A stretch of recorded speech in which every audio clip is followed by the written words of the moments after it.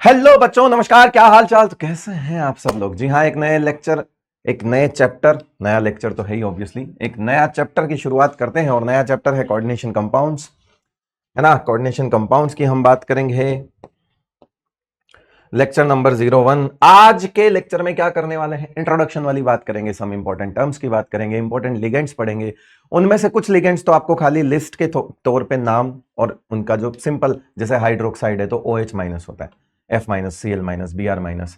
Sulphide है तो sulphide, है ना। एजाइड है तो N3 माइनस। ये सब चीजें हमको नॉर्मल जो लिगेंड्स हैं उन पे तो, लेकिन कुछ ऐसे लिगेंड्स भी होंगे जिनमें हमको थोड़ी स्ट्रक्चर की जरूरत पड़ेगी। हम स्ट्रक्चर्स की भी बात करेंगे, बस उसी में आज का पूरा लेक्चर जाएगा। और स्टार्ट करते हैं इंट्रोडक्शन की। तो इंट्रोडक्शन में बेसिकली होता यह है कि अगर कभी भी सॉल्ट ए, है ना, कभी भी सॉल्ट ए का जो एक्वस है, एक सॉल्ट ए है और ये एक्वस सॉल्ट, और बराबर स्टोइकियोमेट्रिक में दो सॉल्ट को मैं मिला दूं। अच्छा, सॉल्ट तो पता है क्या होता है, एसिड प्लस बेस, ठीक है। एसिड और बेस मिलके क्या बनाते हैं, सॉल्ट बनाते हैं। आई थिंक इतना तो सबको पता होगा ही, मुझे लगता है इसकी जरूरत नहीं है, इससे बेसिक की जाने की जरूरत नहीं है। सॉल्ट बी जो है ये भी एक्वस, और इनको आपने इवापोरेट कर दिया। जब इवापोरेशन किया तो कुछ क्रिस्टल्स मिल गए। अब ये जो क्रिस्टल्स हैं, इन क्रिस्टल्स को कहते हैं एडिशन कंपाउंड। क्या कहते हैं बेटा इनको, एडिशन कंपाउंड्स। अब ये एडिशन कंपाउंड्स दो तरह के होते हैं, ऑब्वियसली जोड़ा है तो एडिशन कंपाउंड्स ही होंगे। ये एडिशन कंपाउंड्स दो तरह के होते हैं। कैसे पता करेंगे इन एडिशन कंपाउंड्स को, है ना। इन एडिशन कंपाउंड्स को, एक को बोलते हैं डबल सॉल्ट, है ना, और एक बोलते हैं कॉम्प्लेक्स सॉल्ट।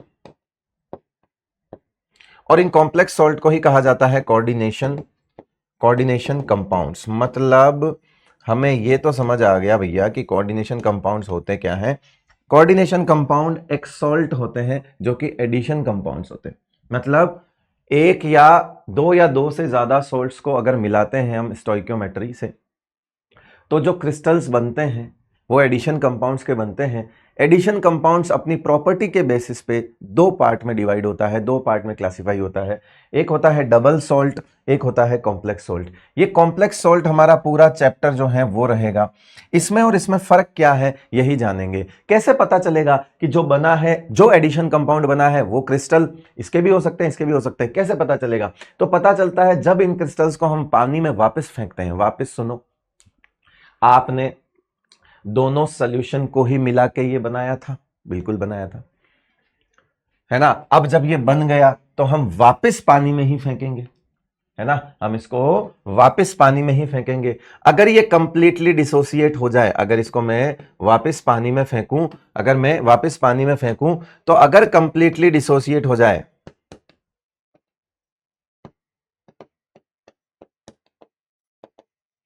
तो वो डबल सॉल्ट है। और अगर कंप्लीटली डिसोसिएट ना हो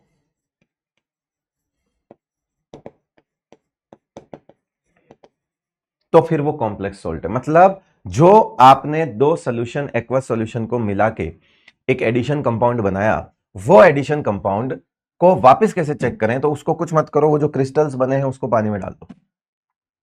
क्रिस्टल्स को पानी में डालोगे, क्रिस्टल्स को पानी में डालोगे तो क्रिस्टल्स, हो सकता हो वो क्रिस्टल्स पूरी तरह से डिसोसिएट हो जाए, हो सकता है वो पूरी तरह से डिसोसिएट ना हो जाए। सर हमें थोड़ी दिखेंगे टूटते हुए, डिसोसिएट हुए या नहीं हुए, आप कैसी बातें कर रहे हो। क्या वहां पे हमको तैरते हुए आयंस दिखेंगे? बिल्कुल नहीं बेटा।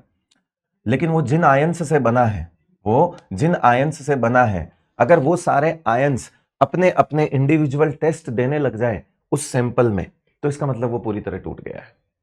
जिस भी आयंस से वो बना था, है ना, इसमें भी सॉल्ट है तो कैटायन भी होगा, एनायन भी होगा। दूसरा सॉल्ट है तो उसमें भी कैटायन होगा, एनायन होगा। यानी कि गेम तो सारा कैटायन एनायंस का ही है। अब अगर वो कंप्लीटली डिसोसिएट होगा तो जितने तरह के कैटायन एनायंस मिले थे, वो सब कैटायन एनायंस जो हैं वो अपना अपना इंडिविजुअल टेस्ट देंगे। अगर ऐसा होता है तो हम मान लेंगे कंप्लीटली डिसोसिएट है। ऐसा नहीं होता है। हम ये देख रहे हैं कि हम जिन आयंस को जानते थे, जिन आयंस के टेस्ट पहले पॉजिटिव आते थे, अब वो टेस्ट नहीं आ रहे सैंपल में। यानी कि अब वो आयंस इंडिविजुअल अपनी आइडेंटिटी खो चुके हैं, और खो चुके हैं इसका मतलब है वो पूरी तरह से नहीं टूटा होगा। बस यही कुछ बातें आपसे करना चाहता हूं। फिलहाल एडिशन कंपाउंड की एक डेफिनेशन देखिए। एडिशन कंपाउंड की डेफिनेशन, व्हेन टू और more simple stable salts are mixed in a stoichiometry, है ना, मतलब स्टोइकियोमेट्री क्या होता है, molar proportions to make a solution, है ना, सिंपल मोलर प्रोपोर्शंस लेना है हमको, and allowed to evaporate crystals of new compound is formed, the new compound formed is known as addition compound, और इसे मॉलिक्यूलर कंपाउंड भी कहते हैं। इसे क्या कहते हैं बेटा, मॉलिक्यूलर कंपाउंड भी कहते हैं। सही है, तो जो हमने पीछे लिखा वही ये डेफिनेशन है, कोई खास बात नहीं है। एग्जाम्पल्स अभी करेंगे हम, एग्जाम्पल करेंगे। ये दो टाइप के होते हैं, है ना, एग्जाम्पल तो अभी कर लेंगे, इसको यहां से हटा दो, एग्जाम्पल तो हम अभी कर लेंगे, थोड़ी देर में करेंगे। ये तो सिर्फ डेफिनेशन है, और डेफिनेशन हमने यहाँ पीछे समझ ली, उसी को यहां पूरा प्रॉपर बुकिश लैंग्वेज में लिखा हुआ है। Types of addition compounds, types of addition compounds की बात करते हैं, तो जिस एडिशन कंपाउंड्स को अगर वो कंप्लीटली डिसोसिएट हो जाए तो उसे डबल सॉल्ट कहा जाता है, और वो कंप्लीटली डिसोसिएट नहीं हो तो उसे कॉम्प्लेक्स सॉल्ट कहा जाता है। कंप्लीटली डिसोसिएट होने वाला, क्या आप उसको ये बोल सकते हो कि सॉलिड और सॉल्यूशन दोनों में एग्जिस्ट करता है? नहीं करता। अगर सॉलिड में एग्जिस्ट कर रहा है, फिर आपने पानी में डाला, वो क्रिस्टल्स पूरी तरह से टूट गए। अगर आपने पानी में डाला और वो क्रिस्टल्स पूरी तरह से टूट गए, क्रिस्टल्स पूरी तरह से टूट गए, इसका मतलब है वो सॉलिड में तो एग्जिस्ट कर रहा था, लेकिन पानी में गया तो पूरा टूट गया, मतलब पानी में एग्जिस्ट नहीं कर रहा। तो अगर आप देखोगे तो लिखा हुआ है एडिशन कंपाउंड्स, है ना, which have their definite identity in solid but when dissolved in water they lose their identity. मतलब वही है, कंप्लीटली डिसोसिएट हो जाते हैं। जो क्रिस्टल सॉलिड में थे उसको पानी में डाला, पूरी तरह से टूट गए, तो पानी में वो एग्जिस्ट नहीं कर रहे हैं, वो कंपाउंड पूरी तरह से टूट गया। Addition compounds have definite identity in solid as well as in solution, क्योंकि ये पूरी तरह से टूटा ही नहीं। कॉम्प्लेक्स सॉल्ट जो है वो पूरी तरह से टूटा ही नहीं, कॉम्प्लेक्स, नाम में पता है कि कॉम्प्लेक्स है कुछ, तो आपने जैसे ही उसको पानी में डाला तो पूरी तरह से डिसोसिएट नहीं हुआ। पूरी तरह से डिसोसिएट नहीं हुआ, इसका मतलब है वो सॉलिड में भी एग्जिस्ट कर रहा है और वो कंपाउंड सॉल्यूशन में भी एग्जिस्ट कर रहा है। मतलब अगर दोनों जगह पे एग्जिस्ट कर रहा है तो इसका मतलब है उसने अपनी आइडेंटिटी को रिटेन कर दिया सॉल्यूशन के अंदर। अपनी आइडेंटिटी को क्या कर दिया बेटा, रिटेन कर दिया। फिर इसी बात को समझते हुए ये कंप्लीटली डिसोसिएट हो जाएगा into constituent ions from which they have been formed. जिन जिन आयंस से वो बना था वो सारे आयंस में ये टूट जाता है और ये कंप्लीटली डिसोसिएट नहीं होता। यहां पर कंप्लीटली डिसोसिएशन नहीं होता। Aqueous solution of double salt give positive test for all components. जिनसे वो बना है उतनों में सब में टूट गया। मतलब अगर मान लो वो ए बी सी टाइप के आयंस से बना है तो ए बी और सी टाइप के सारे आयंस पानी में फ्री घूमेंगे। मतलब आप ए का टेस्ट लगाओगे तब भी आएगा, बी का टेस्ट लगाओगे तब भी आएगा, आप सी का टेस्ट लगाओगे तब भी आएगा। मतलब सारे आयंस अपना इंडिविजुअल टेस्ट तो देंगे। मतलब आयंस ने अपनी आइडेंटिटी लूज नहीं करी है, ऑब्वियसली वो इंडिविजुअल अपनी आइडेंटिटी को रिटेन कर चुके हैं। मतलब जो आयंस जैसा है अपनी इंडिविजुअल फॉर्म में है ना, उस सॉल्यूशन के अंदर है। एक सिंपल सी बात बताता हूं, ए बी और सी लोगों ने मिलकर एक कंपनी बनाई, कंपनी का नाम था एबीसी। पानी में डाला, कंपनी टूट गई। अब एबीसी का तो कोई वजूद नहीं है, मतलब एबीसी तो पूरी तरह से टूट गया, कंपनी तो टूट गई।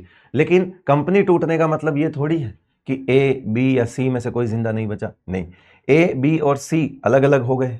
आप ए से पूछते हो तुम जिंदा हो तो कहता है मैं जिंदा हूं, इसका मतलब है वहां पर टेस्ट आएगा। बी और सी भी अपना टेस्ट देंगे और इसी तरह से उन्होंने इंडिविजुअल अपनी पहचान थोड़ी खोई है। ए बी और सी तो आज भी जिंदा है, कंपनी बंद हुई है। तो डबल सॉल्ट के केस में ऐसा ही होता है। कॉम्प्लेक्स सॉल्ट के केस में ये होता है कि अगर ए बी और सी की एक कंपनी है, आपने पानी में डाला, ए अलग हो गया, बी और सी जो है अभी भी हैं, और बी और सी ने मिलकर उस कंपनी को चला रखा है। ए अलग हो गया, ठीक है, तो आप ये तो नहीं कह सकते कि ये पूरी तरह से डिसोसिएट हो गया। पूरी तरह से डिसोसिएट तब होता जब ए बी और सी तीनों अलग हो जाते जो कि इधर हुए थे। समझ गए?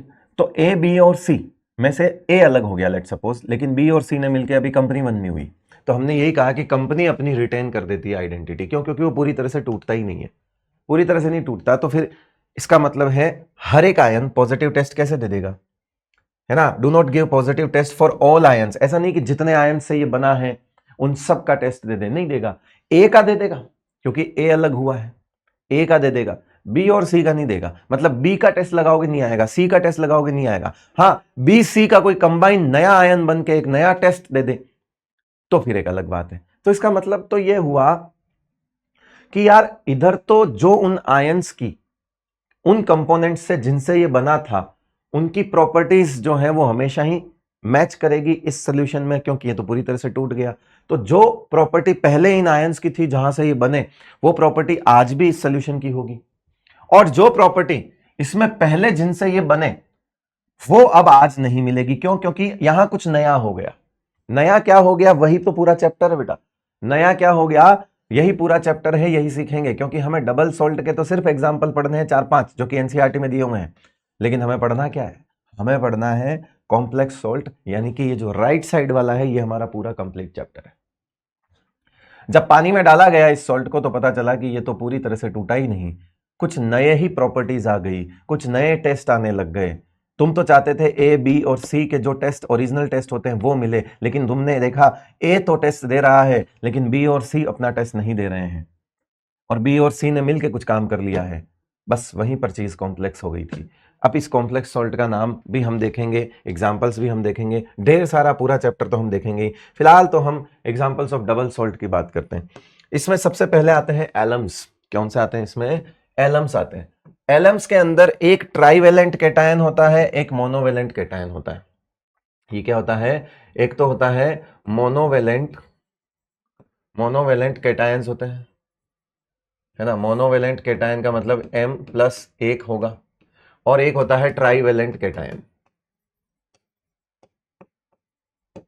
ट्राइवेलेंट कैटायन को मैं M- लिख देता हूं 3+।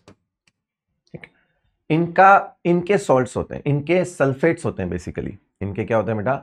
सल्फेट्स होते हैं। इनके क्या होते हैं? सल्फेट्स होते हैं। इनके सल्फेट्स होते हैं। इनके सल्फेट्स होते हैं, सल्फेट्स। तो कैसा दिखेगा ये? M, है ना, M2SO4, है ना, .M-2SO4 3.24H2O। ये एक जनरल फॉर्मूला है इसका। M2SO4 M2SO4 M2SO4 3, है ना, M2SO4 3, है ना। M- वाला +3 वाला है तो +3 इधर लग जाएगा, सल्फेट का -2 इधर लग जाएगा। यहां पर ये +1 वाला है तो ये बनेगा M2SO4, ऐसा ही बनेगा बेटा। ये क्या बनेगा? M2SO4। इसी का फॉर्मूला, जैसे इसी को फॉर्मेट को पोटाश एलम, ये सबसे इंपॉर्टेंट है क्योंकि ये एनसीईआरटी में दिया है। पोटाश एलम होता है बेटा K2SO4, मतलब ऑब्वियसली ये मोनोवेलेंट है, K+ है, ये देख लो ये मोनोवेलेंट है, यहां मोनोवेलेंट होगा। फिर ये होता है Al, है ना, Al2SO4 3.24H2O, इसका नाम होता है। अगर आप इस फॉर्मूले से देखोगे तो आपको पता लगेगा कि यहाँ पे एल्यूमिनियम 3+ है। तो ये तो हो गया मोनोवेलेंट, ये हो गया ट्राइवेलेंट कैटायन। बेसिकली ये हाइड्रेटेड सल्फेट होते हैं जिसमें एक मोनोवेलेंट कैटायन होता है और एक ट्राइवेलेंट कैटायन होता है। इसका क्या होता है? फिर आता है बेटा क्रोम एलम, है ना। क्या आता है? Chrome alum. क्रोम एलम क्या होता है? क्रोम एलम क्या होता है? किसे कहते हैं क्रोम एलम? क्रोम एलम का फॉर्मूला क्या होता है बताओ? एक सेकेंड ना। क्रोम एलम का फॉर्मूला क्या होता है, कौन बताएगा? इसी हिसाब से बताओ, मतलब यूं मान के चलो इसी हिसाब से। इसमें जो कैटायन है वो तो ठीक है, जो एनायन है वो भी ठीक है। कैटायन जो है वो क्या होगा, एनायन क्या होगा? अच्छा मैं ये बता देता हूं, मोनोवेलेंट तो इसमें सेम ही रहेगा, मतलब पोटेशियम ही रहेगा। नाम से पता चलो ये क्रोम है, तो इसमें जो ट्राइवेलेंट है वो कौन होगा? याद करो, क्रोमियम। कौन होगा इसमें? क्रोमियम। मतलब ये तो सेम ही होगा, ये तो K2SO4 ही होगा, ये तो K2SO4 ही होगा, लेकिन ये क्या होगा? ये क्रोमियम होगा, 2 होगा, SO4 3 होगा। मैं सोच रहा था ये तो लिखे हुए ही थे मेरे पास, वही स्लाइड में ढूंढ रहा था, क्योंकि इसमें समझाने का तो कुछ है नहीं। खैर एनीवेज कोई बात नहीं। फिर आता है फेरिक एलम। फेरिक से नाम पता चल रहा है कि फेरिक जो होता है बेटा वो Fe3+ होता है, फेरिक। तो इसमें एक तो होता है अमोनियम आयन, तो अमोनियम मोनोवेलेंट होता है NH42SO4। फिर आता है आपका Fe2SO4 3, ये बनेगा, क्योंकि फेरिक एलम है तो यहां पर ट्राइवेलेंट फेरिक है, ठीक है। ये पोटाश एलम ही ऐसा है जो इसकी वजह से नाम है, बाकी इसका नाम भी इसके ट्राइवेलेंट एनायन कैटायन के नाम पे है, इसका नाम भी इसका ट्राइवेलेंट कैटायन के नाम पे है, और ये भी हो जाएगा 24H2O। इसके अलावा जो एग्जाम्पल हैं डबल सोल्ट के वो और कौन से हो सकते हैं, इसके अलावा एग्जाम्पल कौन से हो सकते हैं डबल सोल्ट के, एक होता है बेटा Mohr's salt, ferrous ammonium sulphate. क्या नाम होता है? फेरस। फेरस होता है Fe2+। फेरस क्या होता है? Fe2+। ये सल्फेट जरूर है बट ये एलम नहीं है, ये होता है ferrous ammonium sulphate. Ferrous ammonium sulphate का मतलब होता है एक तो इसमें फेरस सल्फेट है ना, FeSO4 होता है एक तो इसमें FeSO4 होता है, दूसरा इसमें अमोनियम सल्फेट होता है NH4 2SO4 और साथ में 6H2O होता है, इसका नाम होता है Mohr's salt. FeSO4 NH4 2SO4 है ना, NH4 2SO4 समझ आ रहा है, सल्फेट के ऊपर जो -2 है वो यहाँ लग गया, अमोनियम का +1 यहाँ, तो 1 तो लगता नहीं है, तो ये ऐसा कंपाउंड। कार्नेलाइट होता है बेटा KCl.MgCl2.6H2O, ये होता है कार्नेलाइट। ये एक एनसीईआरटी में गिवन है, ये एक एनसीईआरटी में गिवन है, और ये भी आपका एक एनसीईआरटी में गिवन है, पहले से लगा रखा है। ये दो मैंने एक्स्ट्रा बता दिए हैं अगर आप फिर भी सीखना चाहें तो, बाकी स्टार वाले आपके एनसीईआरटी में 3 एग्जांपल दिए हुए हैं डबल सॉल्ट के, पहला पोटाश एलम, दूसरा मोहर्स सॉल्ट और तीसरा कार्नेलाइट। ये सब डबल सॉल्ट के एग्जांपल हैं। इसका मतलब है कि अगर आप देखो तो डबल सॉल्ट को अगर आप पानी में डालोगे तो कौन कौन से आयंस होंगे, तो मान लीजिए आपसे एक क्वेश्चन पूछता हूं मैं, है ना, आपसे एक क्वेश्चन पूछता है, क्वेश्चन ये पूछता हूं कि कार्नेलाइट है ना, विच ऑफ द फॉलोइंग, या यूं समझिए कि in aqueous solution of carnallite will give positive test of, पहला K+ ion only, Mg2+ and K+ ions only, तीसरा K+ Cl- Mg2+ ions, चौथा मैनू नहीं पता। बताइए, अगर डबल सॉल्ट है, कार्नेलाइट क्या है? डबल सॉल्ट है। अगर डबल सॉल्ट है तो सबके टेस्ट देगा, डबल सॉल्ट गिव्स, है ना, positive test of all of its ions. तो इसका मतलब है जितने तरह के आयंस हैं, पोटेशियम आयंस हैं, मैग्नीशियम 2+ आयंस हैं और Cl- हैं, इन सब के पॉजिटिव टेस्ट इसके एक्वस सॉल्यूशन से मिल जाएंगे। सही बात है भाई, चलें आगे।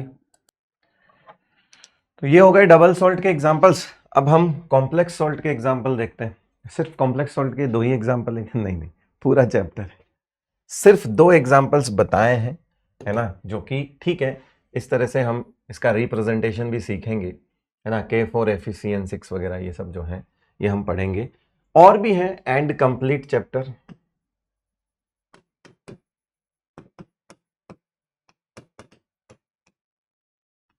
वो सब भी इसी में आएगा, है ना, जानेंगे। एक सवाल है जो बेसिक सवाल अब तक जो आपने पढ़ा है उससे आप यही सवाल कर सकते हो, और वो है which of the following compound will not give positive test of its all constituent ions, कि भाई जिससे वो बना है अगर उस सबके पॉजिटिव टेस्ट इनमें से कौन नहीं देगा। तो देखो इसमें फेरस अमोनियम सल्फेट यानी कि ये तो मोहर्स सॉल्ट है, मोहर्स सॉल्ट तो आपका डबल सॉल्ट है, ये तो दे देगा। पोटाश एलम भी डबल सॉल्ट है, ये दे देगा, ये दे देगा।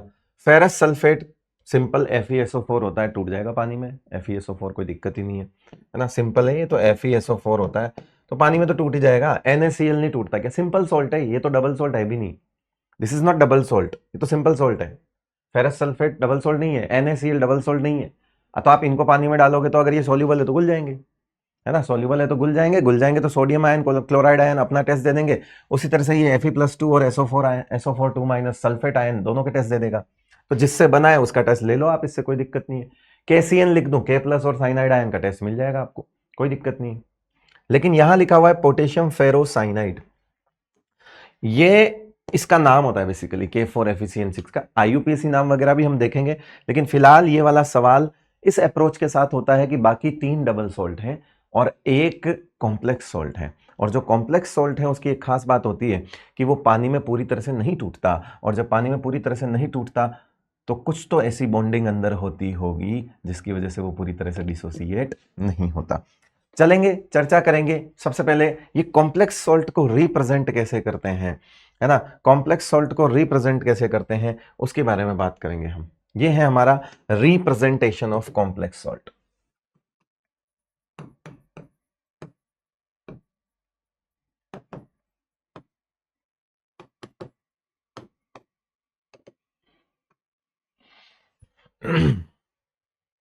तो ऐसे एक डब्बे में रिप्रेजेंट इसको किया जाता है। कुछ यूनिक चीजें होती है जिसकी डेफिनेशंस भी मैंने यहीं पर डायरेक्ट लिख दी है जिससे आपको प्रॉब्लम नहीं आए। चलिए देखते हैं। हुआ ये कि ये बना किससे था, ये KCN से बना था, है ना, ये किससे बना था, KCN से बना था और आयरन +2 के सॉल्ट से बना था, आयरन +2 के सॉल्ट से बना था और KCN से बना था। ठीक है, तो पोटेशियम आयंस थे, साइनाइड आयंस थे, है ना, आयरन +2 था, उनसे बना था। फिर क्या हुआ, फिर ये हुआ कि जब बन गया तो एडिशन कंपाउंड बन गया। अब वो एडिशन कंपाउंड को जब तुमने पानी में डाला तो यहां से तो पोटेशियम आयंस तो अलग हो गए। याद करो, ABC में से A तो अलग हो गया और B और C अलग नहीं हुए। ये है वो B और ये है C, यूं समझो। अब ये अलग क्यों नहीं हुए, क्योंकि ये तो अलग हो गया, तो इसे तो बोलते हैं आयोनाइजेशन स्पीयर, मतलब इन्हें काउंटर आयंस भी बोला जाता है।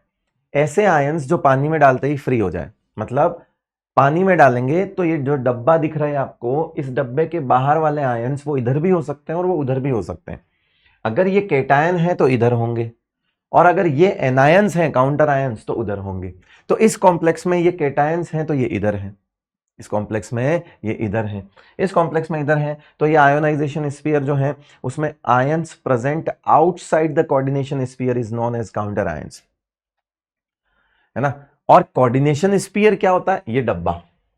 कोऑर्डिनेशन स्फीयर होता है एक डब्बा जिसमें एक सेंट्रल मेटल का एटम होता है, ये देखो लिखा हुआ है CMI, सेंट्रल मेटल आयन, और वो सेंट्रल मेटल आयन कुछ स्पीसीज से जुड़ा होता है, और वो स्पीसीज जो है वो इसके साथ कोऑर्डिनेट बॉन्ड बनाती है। वो स्पीसीज इसके साथ क्या बनाती है बेटा, कोऑर्डिनेट बॉन्ड बनाती है।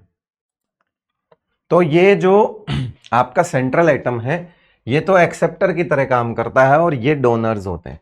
जो डोनर्स होते हैं उनको बोलते हैं लिगेंड्स। इन शॉर्ट अगर मैं कहूं तो ये मॉलिक्यूल्स और ions capable of donating electron pairs, क्योंकि इसके और इसके बीच में कोऑर्डिनेट बॉन्ड बनता है। मतलब जो ये सेंट्रल मेटल आयन आपका होता है ये आपको खाली डब्बा प्रोवाइड कराएगा, वैकेंट ऑर्बिटल, ठीक है। और जो लिगेंड्स होते हैं, ये लिगेंड्स क्या करते हैं, इनके साथ इलेक्ट्रॉन पेयर जो है वो डोनेट करते हैं, मतलब इनके साथ जो है वो लोन पेयर डोनेट करते हैं, इलेक्ट्रॉन पेयर डोनेट करते हैं। तो बेसिकली ये जो है ये एक्सेप्टर हो गए और ये आपके डोनर हो गए। इन्हें लुईस बेस कहा जाता है ना, और इन्हें लुईस एसिड भी कह सकते हैं।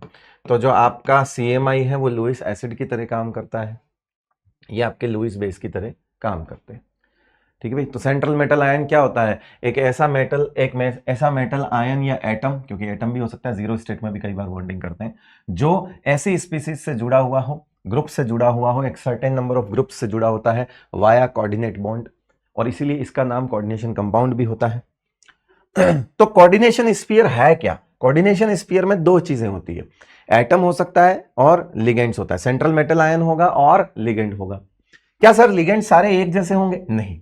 लिगेंड्स यहां पर तो आपको 6 के 6 साइनाइड ही दिख रहे हैं, लेकिन डिफरेंट लिगेंड्स भी हो सकते हैं। मतलब इसी कोऑर्डिनेशन स्फीयर में एक से ज्यादा टाइप के लिगेंड्स भी हो सकते हैं जो कि मेटल को डोनेट कर रहे होते हैं।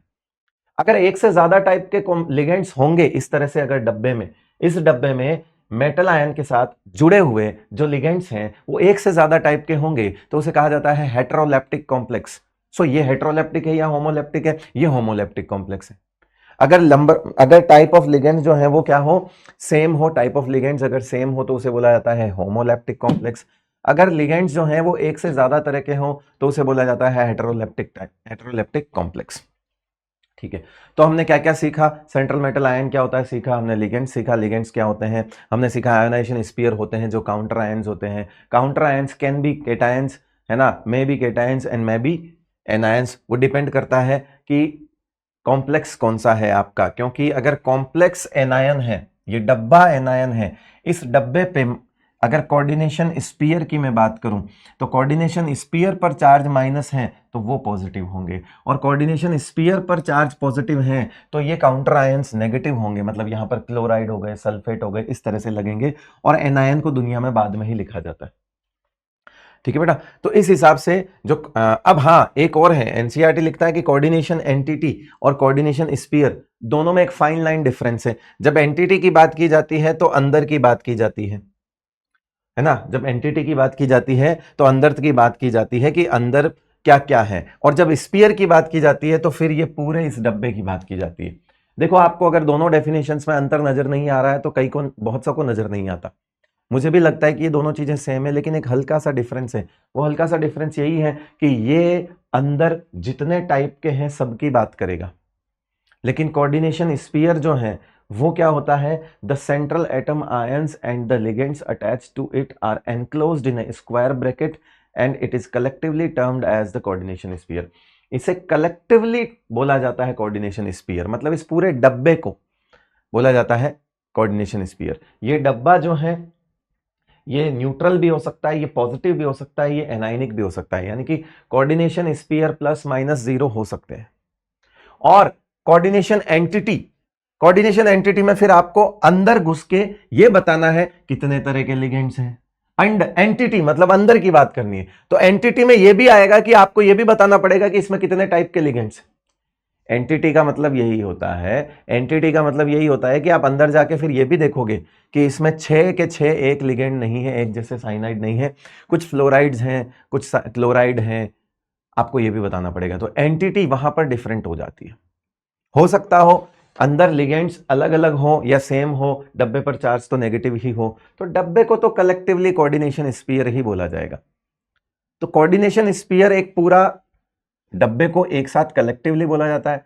एंटिटी का मतलब है अब आपको इसमें नंबर ऑफ आयंस और सेंट्रल मेटल आयन से कितने नंबर ऑफ आयंस जुड़े हुए हैं, वो थोड़ा फिर एंटिटी मतलब अंदर जाके आपको डिटेल में बात करनी पड़ेगी कि ये 4 इन आयंस से जुड़ा हुआ है, 4 मॉलिक्यूल से जुड़ा हुआ है, ये सारी बात करनी पड़ेगी, है ना। डिफरेंसेस अभी भी। फिर आता है कि types and representation of the complex compounds, coordination compounds.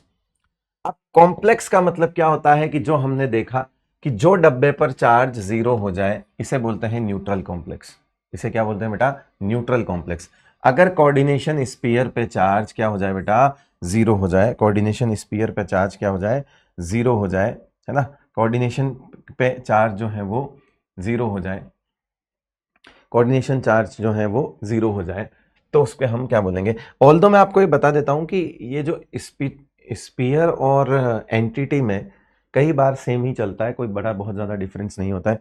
बहुत से एंटिटी बोल देंगे, बहुत से इसको स्पीयर बोल देंगे, है ना, ऐसा कुछ नहीं है। कोऑर्डिनेशन स्पीयर का मतलब है ये पूरा एक डब्बा किस तरह से काम कर रहा है, इस पूरे डब्बे पर माइनस चार्ज है, इस पूरे डब्बे पर पॉजिटिव चार्ज है, या ये पूरे डब्बा जीरो है। सो कोऑर्डिनेशन स्फीयर कैसा है, कोऑर्डिनेशन स्फीयर का मतलब है कि एक आयनिक स्फीयर जो बाहर है, डब्बे के बाहर वाला, और उसके रेस्पेक्ट में इधर वाले को बोला जाता है कोऑर्डिनेशन स्फीयर। क्या बोला जाता है बेटा उसका, कोऑर्डिनेशन स्फीयर बोला जाता है। ऑल्दो एंटिटी भी बोल सकते हैं, स्फीयर भी बोल सकते हैं, ये मतलब ये चीज बहुत ज्यादा क्लियर नहीं होती है, मतलब एक सा ही रहता है दोनों का। कैटाइनिक कॉम्प्लेक्स कौन से होते हैं, जिसमें आपको इस डब्बे पर पॉजिटिव चार्ज मिल जाए। अब पॉजिटिव चार्ज का मतलब है प्लस एन, कुछ भी हो सकता है, +2 +3 प्लस, है ना। और एनाइनिक कॉम्प्लेक्स का मतलब है आपको इस डब्बे पर चार्ज क्या मिल जाए, माइनस चार्ज मिल जाए, वो कितना भी माइनस हो सकता है, -2 -3 -4, ऐसा होता है। अब जब आप कहोगे कि आपने बोला होगा दुनिया में हम लिखते हैं NaCl है, मतलब केटायन पहले लिखते हैं और एनायन बाद में लिखते हैं, राइट। ये नियम है केमिस्ट्री का कि केटायन को पहले लिखा जाता है और एनायन को बाद में लिखा जाता है। जब इस पे तुम एनायन बोल रहे हो, है ना, तो इसके बीच में फिर जो काउंटर आयन्स होंगे वो काउंटर आयंस कौन से होंगे? केटाइनिक काउंटर आयंस होंगे। मतलब यहां पर अगर आप बोलोगे तो जो प्लस होगा, प्लस, वो केटाइन काउंटर आयंस होंगे। ये जो है ये M प्लस N, ये जो है ये काउंटर आयंस होंगे, केटायंस एज काउंटर आयंस। क्योंकि अगर आप कह रहे हो कि डब्बे पर माइनस है तो इसका मतलब डब्बा बाद में होगा, इसका मतलब है डब्बा बाद में होगा, और पहले ये होंगे क्योंकि प्लस पहले लिखते हैं और माइनस बाद में लिखते हैं। तो इस डब्बे पर माइनस है और इस पर प्लस है, तो इस डब्बे का और इसका तो आयनिक बॉन्ड है, इस डब्बे का और इसका तो आयनिक बॉन्ड है। फिर इसके बाद अगर आप यहां देखते हो तो यहां प्लस है, यहां प्लस है, इसका मतलब है ये तो इधर होगा। इसका मतलब है यहां पर जो आपका काउंटर आयंस है वो क्या होगा? वो नेगेटिवली होंगे, नेगेटिव नेगेटिव होंगे, है ना, एनायंस होंगे। क्या होंगे? वो एनायंस होंगे। और यहां पे काउंटर आयंस ही नहीं होंगे। क्यों? क्योंकि अगर जीरो है तो कोई कुछ नहीं होगा, no counter ions, no counter ions. जैसे इसका कोई एग्जांपल है, मैं आपको बताता हूं। जैसे मान लीजिए NiCO4 है, कोई काउंटर आयन नहीं है तो ये न्यूट्रल है, ठीक है। FeCO5 है, कोई काउंटर आयन नहीं है, इसका मतलब ये जीरो है। PTNH3 2Cl2, कोई काउंटर आयन नहीं है, इसका मतलब ये न्यूट्रल है। काउंटर आयंस अगर होगा तो कुछ तो चार्ज होगा फिर डब्बे पे, है ना, उसको हटाओगे तो उसका उल्टा चार्ज लगेगा। अब ये जैसे मान लीजिए ये वाला है ना, ये वाला है, जैसे मैंने यहां लिखा CuNH3 4, ठीक है, और साथ में लिख दिया SO4। अब ये देखो, ये प्लस है, ये माइनस है, तो ये काउंटर आयंस नेगेटिवली चार्ज होंगे। जैसे मैंने यहां पे लिख दिया, मान लीजिए COEN3Cl3, ये काउंटर आयंस नेगेटिवली चार्ज है। क्लोराइड आयंस काउंटर आयंस है यहाँ पे। समझ रहे हो मेरी बात को? एनाइनिक कॉम्प्लेक्स क्या होता है? एनाइनिक कॉम्प्लेक्स वो होता है जिसमें डब्बे पर चार्ज नेगेटिव होता है। जैसे मान लीजिए K4FeCN6, तो मैंने इधर ये लिख दिया, जैसे यहां पे लिख दिया मैंने, है ना, K3FeF6, ये लिख दिया। जैसे लिख दिया मैंने Na2ZnCN4, ऐसे चलता है बेटा, इस तरह से चलता है। तो ये सब के सब केटायंस हैं, ये एनायंस हैं। अगर आप ध्यान से देखेंगे तो ये केटायंस हैं, इधर केटायंस हैं, और ये पूरा डब्बा एनायंस है। और अगर यहां पे आप ध्यान से देखेंगे तो ये काउंटर आयंस आपके एनायंस हैं। तो जब आप पानी में डालोगे तो सल्फेट आयंस मिलेंगे और ये पूरा डब्बा एज ए केटायन मिलेगा। पूरा डब्बा कॉम्प्लेक्स केटायन बोलेंगे इसको, नॉट केटायन। केटायन तो ये एनायन, केटायन तो सिंपल फॉर्म होती है। So simple anion, complex cation, simple anion, complex cation, simple cation, complex anion, simple cation, complex anion, simple cation, complex anion. और वो तो है ही नहीं, आयन की फॉर्म में ही नहीं है, काउंटर आयन ही नहीं होते हैं, न्यूट्रल कॉम्प्लेक्स बोलते हैं इसको। तो जिनमें कॉम्प्लेक्स पर चार्ज पॉजिटिव हो उन्हें केटायनिक कॉम्प्लेक्स कहा जाता है। जिन पर एनायनिक कॉम्प्लेक्स पर चार्ज, कॉम्प्लेक्स ये नहीं होता बेटा, कॉम्प्लेक्स ये होता है जिसमें डब्बा है, इसे बोलते हैं कॉम्प्लेक्स। जिस डब्बे पर चार्ज नेगेटिव हो उसे एनायनिक कॉम्प्लेक्स बोला जाता है। याद है? तो आपको एनायनिक कॉम्प्लेक्स, केटायनिक कॉम्प्लेक्स की बात करते हैं। ये तो हमने देख ही लिया कि कोऑर्डिनेशन एंटिटी क्या होती है, ये एनसीईआरटी के अंदर लिखा हुआ है, ठीक है। These are enclosed in the square bracket which is known as coordination sphere, ये भी देख लिया। Counter ions present in the outside of coordination sphere, ये सब एनसीईआरटी में है, हमने सारा लिख लिया है। जैसे मान लीजिए आपके सामने ये वाला सवाल है ना, कोऑर्डिनेशन एंटिटी बोल दो, स्फीयर बोल दो, ठीक है, चलता है इतना। तो कोबाल्ट NH3 6Cl3, तो अगर आप देखोगे तो इसमें जो काउंटर आयंस हैं वो 3 क्लोराइड आयंस हैं। और आपकी कोऑर्डिनेशन एंटिटी, अगर काउंटर आयंस नेगेटिव है तो कोऑर्डिनेशन एंटिटी क्या होगी, है ना, टाइप क्या होगा, पॉजिटिव, है ना, कैसी होगी, पॉजिटिव। कोऑर्डिनेशन एंटिटी का टाइप क्या होगा, पॉजिटिव होगी। क्या कोऑर्डिनेशन एंटिटी, NH3 6 3+, तभी तो वो 3Cl- है। तो पॉजिटिव कोऑर्डिनेशन एंटिटी है इसकी। क्या है कोऑर्डिनेशन एंटिटी, क्या है, पॉजिटिव कोऑर्डिनेशन एंटिटी है, पॉजिटिव कोऑर्डिनेशन स्फीयर है।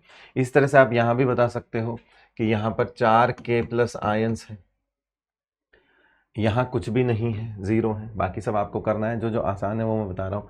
ये आपका O2+ है ना, डाई ऑक्सीजिनाइल आयन, ये बाहर है, और यहां पे आपका जिनोन प्लस है, बाकी तो आप अपने आप कर ही लेंगे। देखिए और कहीं पे कहीं फंसने वाली चीज तो मुझे तो नहीं लगता है, नहीं है। ये देखो जैसे ये वाला है तो इसमें नाइट्रेट आयंस बाहर हैं, वो भी कितने, 2 नाइट्रेट आयंस हैं इसमें, ठीक है। बाकी आसान है, कर लेना। समझ गए करना क्या है, इस पर चार्ज देखना है, तो इस पर जो इधर जो तुम लिखोगे माइनस तो उधर प्लस हो जाएगा, इधर प्लस लिखोगे तो उधर माइनस हो जाएगा। तो आपको ये सब करना है, ये होमवर्क है आपके लिए, कर लोगे बेटा, हो जाएंगे। इतना मुश्किल तो नहीं है ना, बताओ, नहीं तो मैं करूं, मुझे तो नहीं लगता मुश्किल है, मुझे तो नहीं लगता। अगली बार मैं इसका एक मतलब होमवर्क का सोल्यूशन के नाम पे मैं लिखा लिखाया लाऊंगा, बाकी तो कर लोगे। मुझे लगता है कि type of coordination entity positive है क्या है, तो टुकड़े करके लिखने हैं तो हो ही जाएगा बेटा। सेंट्रल मेटल आयन क्या होता है हमने देख लिया, ठीक है। CMI हमने एक्चुअली एक स्लाइड लेके सारी डेफिनेशंस जो हैं वो शॉर्ट में यहीं पर लिख दी। मैं आपको ये NCERT के हिसाब से दे रहा हूँ कि होमोलेप्टिक कॉम्प्लेक्स, NCERT कहता है कि ऐसा कॉम्प्लेक्स जिसमें एक ही टाइप के कॉम्प्लेक्स हो, जैसे अभी हमने देखा CuNH3,4SO4, ये था एक, K4FeCN6 था। एक काम करना, उसके अंदर तुम होमोलेप्टिक हेट्रोलेप्टिक भी बता देना, ठीक है, कर लोगे। लो इसी को तो बता देता हूँ, मोस्टली तो इसमें होमोलेप्टिक ही है, लेकिन कुछ कुछ इसमें हेट्रोलेप्टिक भी है ना। ये 2 हेट्रोलेप्टिक है, क्योंकि इसमें NH3 भी है और NO2 भी है, NH3 भी है और NO2 भी है। ये 2 जो हैं आपके हेट्रोलेप्टिक है, बाकी तो मोस्ट सारे होमोलेप्टिक ही है, बाकी सारे क्या है, होमोलेप्टिक है। तो इसमें हेट्रोलेप्टिक होमोलेप्टिक भी देखते जाना, चीजें हो जाएंगी। हेट्रोलेप्टिक कॉम्प्लेक्स इसमें एक से ज्यादा टाइप के लिगेंड्स हो, जैसे प्लेटिनम हो गया, NH3 हो गया, है ना, NH3,4Cl2, Cl2, NH3,4Cl2, ऐसा लिख दिया मान लीजिए मैंने। यहाँ पे हमने एक एग्जाम्पल भी तो लिया था, हाँ ठीक है, नहीं लिया, कोई बात नहीं, ये वाला सही है, ये देखो, ये चीज़ है, ठीक है। और भी हैं एटसेट्रा, मतलब आप देखो कि एक से ज़्यादा लिगेंड्स अगर कहीं पर हैं तो वो सब इसी में आते हैं। जैसे मान लीजिए कोबाल्ट ले लिया, En2 ले लिया, ठीक है, Cl2 ले लिया, और यहाँ पे Cl ले लिया, ये भी क्या है, हेट्रोलेप्टिक कॉम्प्लेक्स है, क्योंकि दोनों टाइप के लिगेंड्स इसमें हैं। मतलब 2 या 2 से ज़्यादा भी हो सकते हैं, ऐसी बात नहीं है कि सिर्फ दो ही मानेंगे हेट्रोलेप्टिक, 2 या 2 से ज़्यादा भी हो सकते हैं, ठीक भाई, समझ में आ गई बात, बहुत ही बढ़िया। चलो फिर अब बात आती है कि हमें कोऑर्डिनेशन पॉलीहेड्रॉन क्या होता है, special arrangement of the ligands atom around CMI। क्योंकि हमें पता है कि लिगेंड्स और मेटल के बीच में कौन सा बॉन्ड है, कोऑर्डिनेट बॉन्ड है। और कोऑर्डिनेट बॉन्ड क्या होता है, कोवेलेंट बॉन्ड ही होता है।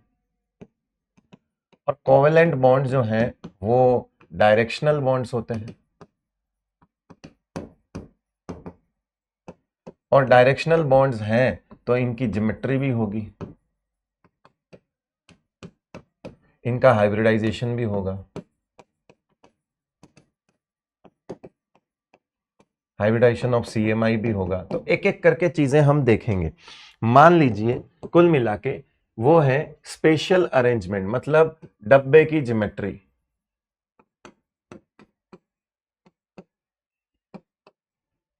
डब्बे की geometry depends on number of sigma coordinate bonds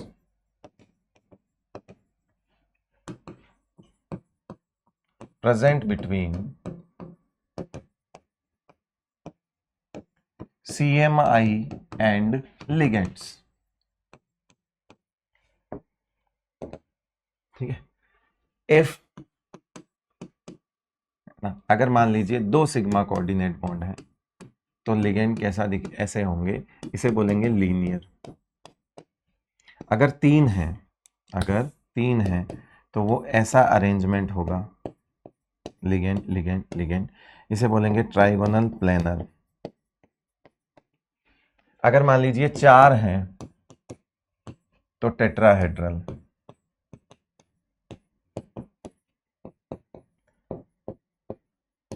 और 4 में और भी बनता है, वो होता है ऐसा, जिसे बोलते हैं स्क्वायर प्लेनर। 4 वाले 2 रहते हैं, इसे बोलेंगे स्क्वायर प्लेनर। 5 भी बनता है, 5 भी बनता है। मान लीजिए 5 है तो वो ऐसा बनेगा, ट्राइगोनल बाई पिरामिडल। तो ये जो सिग्मा कोऑर्डिनेट बॉन्ड है, इनका स्पेस के अंदर 3D के अंदर कैसा अरेंजमेंट है?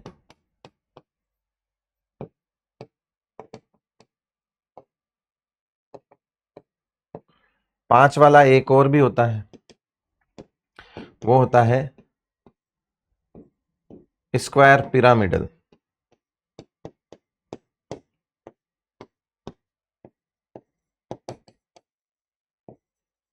बाई पिरामिडल नहीं, स्क्वायर पिरामिडल। और सबसे इंपॉर्टेंट होता है ऐसा वाला,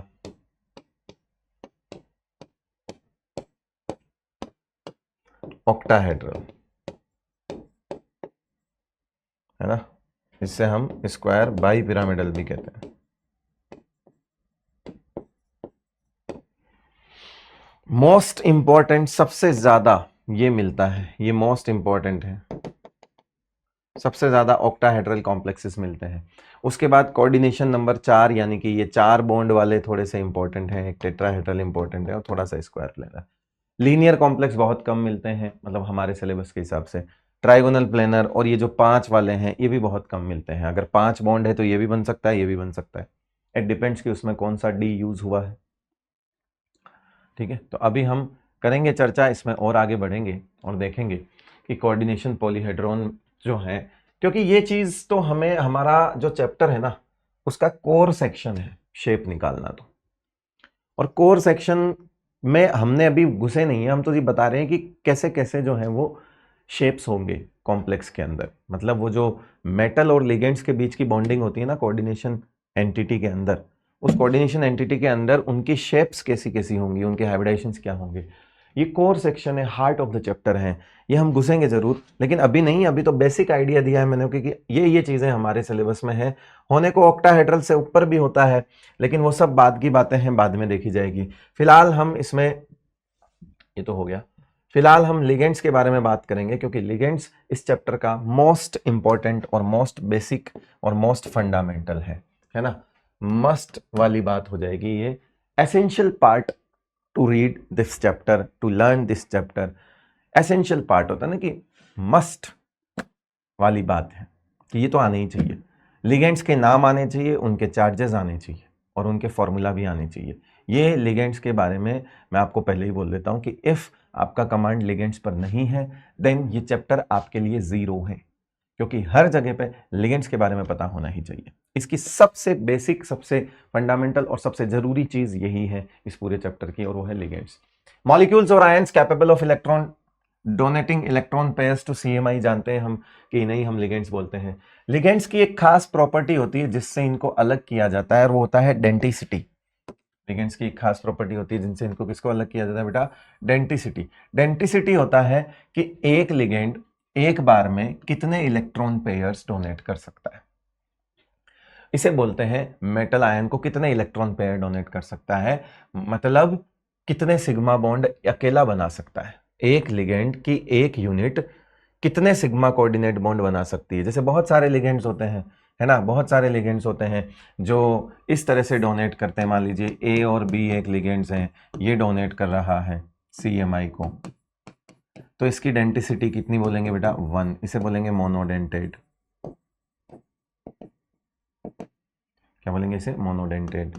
मान लीजिए कोई ऐसा लिगेंड है जो A है, B है ना, C है, ठीक है, और वापस से यहाँ पे मान लीजिए, ऐसे मान लीजिए ये A है, ये B है, ये C है, ये D है। इसके पास लोन पेयर है, इसके पास लोन पेयर है। ये CMI को यहाँ से भी डोनेट कर सकता है एक साथ यहां से भी डोनेट कर सकता है, एक साथ यहां से भी डोनेट कर सकता है। तो ये 5 मेंबर की रिंग बनाएगा जो कि स्टेबल होती है। तो इसकी डेंसिटी 2 मानी जाएगी, एक ये डोनर होगा, एक डोनर होगा। तो इसकी डेंसिटी कितनी मानी जाएगी? 2, जिसे बोलेंगे डाई या बाई डेंटेट।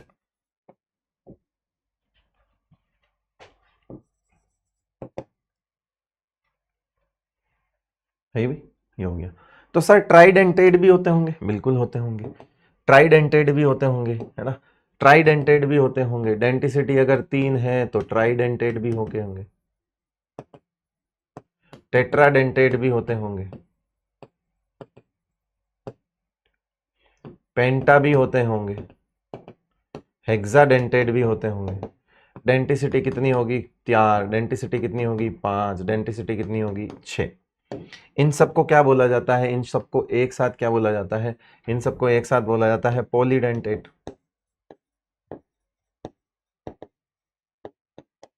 इन सबको एक साथ क्या बोला जाएगा? पॉलीडेंटेट बोला जाता है। सो बेसिकली लिगेंड की एक यूनिट कितना सिग्मा बॉन्ड बना सकती है, कि number of sigma coordinate bond formed by 1 unit of ligand with CMI is known as denticity, है ना, कि उसके अंदर कितने डोनर एटम्स हैं जो साइमल्टेनियसली वर्क कर सकते हैं।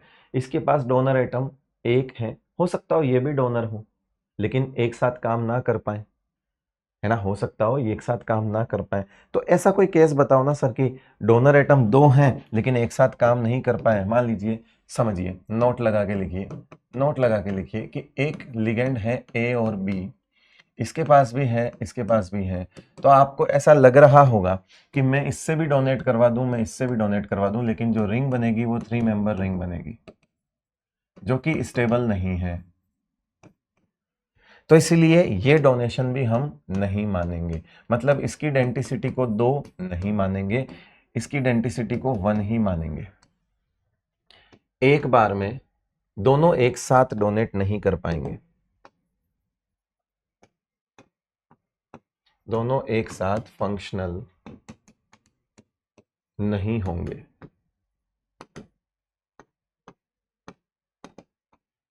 है ना।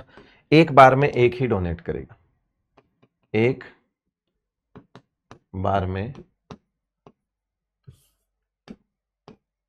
एक ही डोनेट करेगा।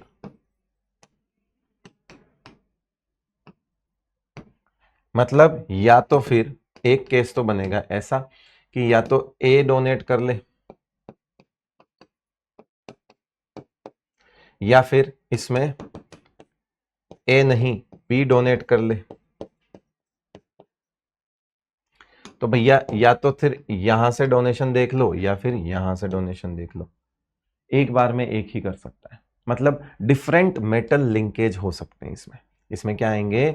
डिफरेंट, है ना, different donor atom, different metal linkage बोल सकता हूं। चलो इसकी बात भी बाद में करेंगे, अभी तो आपके लिए ये थोड़ा कंफ्यूजन हो जाएंगे। लिंकेज विंकेज की बात बाद में करेंगे। यूं समझ लो, अगर ये दोनों एक साथ फंक्शनल होते तो ये 3 मेंबर की रिंग बनती जो कि स्टेबल नहीं है, इसलिए ये दोनों एक साथ फंक्शनल नहीं होते। अब ऐसे लिगेंड्स जिनमें एक से ज्यादा डोनर एटम होते हैं और वो एक साथ काम नहीं कर सकते, उन्हें कहा जाता है एम्बीडेंटेड लिगेंड्स। क्या कहा जाता है बेटा? उन्हें ambidentate ligands. So these are the ligands जिसकी बात हमने जस्ट पिछली स्लाइड पे करी है।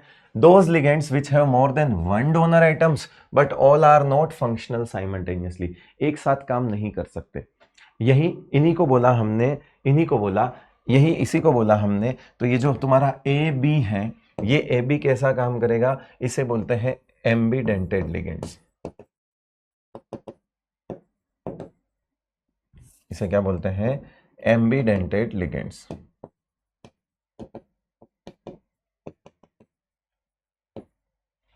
ऐसे लिगेंड्स क्या कहलाएंगे बेटा? एम्बीडेंटेड लिगेंड्स। सही है, एम्बीडेंटेड ligands, those ligands which have more then. इसके एग्जांपल्स क्या क्या हो सकते हैं मैं बताता हूं। जैसे साइनाइड आयन हो गया, तो साइनाइड आयन NC माइनस भी होता है ना। जैसे NO2 माइनस हो गया तो ये ONO माइनस भी होता है। है ना। इस तरह से ये एम्बिडेंटेड लिगेंड्स होते हैं एटसेट्रा। मैं आपको सारे नहीं लिखा रहा हूं, आगे पूरी लिस्ट है, मैं उसमें मार्क कर दूंगा कि yes these are ambidentate ligands. Common examples मैंने बता दिए हैं। अब यहां पे इधर अगर आप बात करोगे तो इसमें नाइट्रोजन डोनर होगा, है ना। इसमें अगर आप बात करोगे तो इसमें क्या होगा, इसमें नाइट्रोजन जो है वो डोनर होगा और इसमें ऑक्सीजन डोनर होगा, जबकि दोनों डोनेट कर सकते हैं। इसमें कार्बन डोनर होगा, इसमें नाइट्रोजन डोनर होगा, इसमें कार्बन डोनर होगा। तो डोनर एटम इसमें से क्या होते हैं बेटा, बदल जाते हैं। डोनर एटम बदल जाते हैं इसमें, क्योंकि दोनों एक साथ तो कर नहीं सकते, दोनों एक साथ तो कर नहीं सकते। होने को तो साइनाइड की स्ट्रक्चर अगर आप देखोगे तो इसके पास भी लोन पेयर है, इसके पास भी लोन पेयर है, ऐसा होता है साइनाइड। तो क्या दोनों से डोनेट करवा दें हम, नहीं करवा सकते। इधर से भी डोनेट नहीं हो सकता। अगेन ये डोनेशन पॉसिबल नहीं है, क्यों, क्योंकि 3 मेंबर की रिंग बनेगी जो कि स्टेबल नहीं होती है। तो इसीलिए ना तो यहां से डोनेट होगा ना यहां से होगा। इसकी डेंटिसिटी 2 नहीं मानेंगे, डेंटिसिटी 1 ही मानेंगे इसको। और ऐसे केस को ही मोनोडेंटेड लिगेंड्स बोलते हैं। ऐसे केस को ही क्या बोलते हैं बेटा, मोनोडेंटेड लिगेंड्स बोलते हैं। NO2 माइनस है, NO2 माइनस, NO2 माइनस भी ऐसा ही है, देखो NO नेगेटिव। तो इसके पास भी लोन पेयर है, इसके पास भी लोन पेयर है, इसके बाद तो उल्टा ज्यादा है, ठीक है। तो ये डोनेट यहां से भी कर सकता है, यहां से भी कर सकता है ना। अगर ये यहां से डोनेट करता है,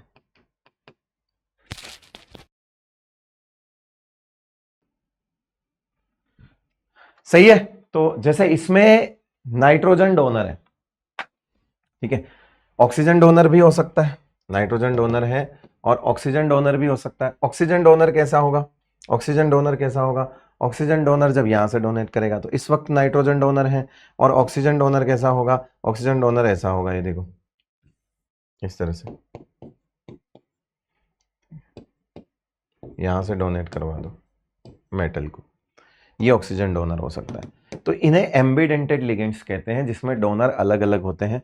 अब आपके दिमाग में भी आ रहा होगा कि सर अगर ये दोनों एक साथ डोनेट कर दे तो, दोनों छोड़ो ये तीनों एक साथ डोनेट कर दे तो तब भी 4 मेंबर की ही रिंग बनेगी। नहीं समझे, नहीं समझे। अगर ये दोनों एक साथ डोनेट कर दे तो, यहां से डोनेट कर दे, यहां से डोनेट कर दे, तो ये 3 मेंबर की रिंग बनेगी, जो कि हमारे लिए पॉसिबल नहीं है। अगर ये चारों एक साथ डोनेट कर दे तो, मतलब सॉरी तीनों एक साथ डोनेट कर दे तो, बोले ये भी डोनेट कर दे, ये भी डोनेट कर दे, ये भी डोनेट कर दे, वो भी किसी काम की नहीं। सॉरी 4 मेंबर की रिंग नहीं बनेगी, ये लो, अभी भी 3-3 मेंबर की रिंग बनेगी, वो भी पॉसिबल नहीं है ना। तो अल्टीमेटली मैं आपको ये सिखाना चाह रहा हूं कि भैया हमारा जो ये एम्बिडेंटेड है उसमें डोनर एटम्स तो होते हैं एक से ज्यादा, लेकिन डोनेशन एक साथ सारे नहीं कर पाते, है ना, क्योंकि स्टेबिलिटी नहीं आती। इन्हें बोलते हैं हम एम्बिडेंटेड लिगेंड्स। इन्हें क्या बोलते हैं हम, एम्बिडेंटेड लिगेंड्स। एम्बिडेंटेड लिगेंड्स जो हैं वो हम इसमें बोलेंगे। सही भाई।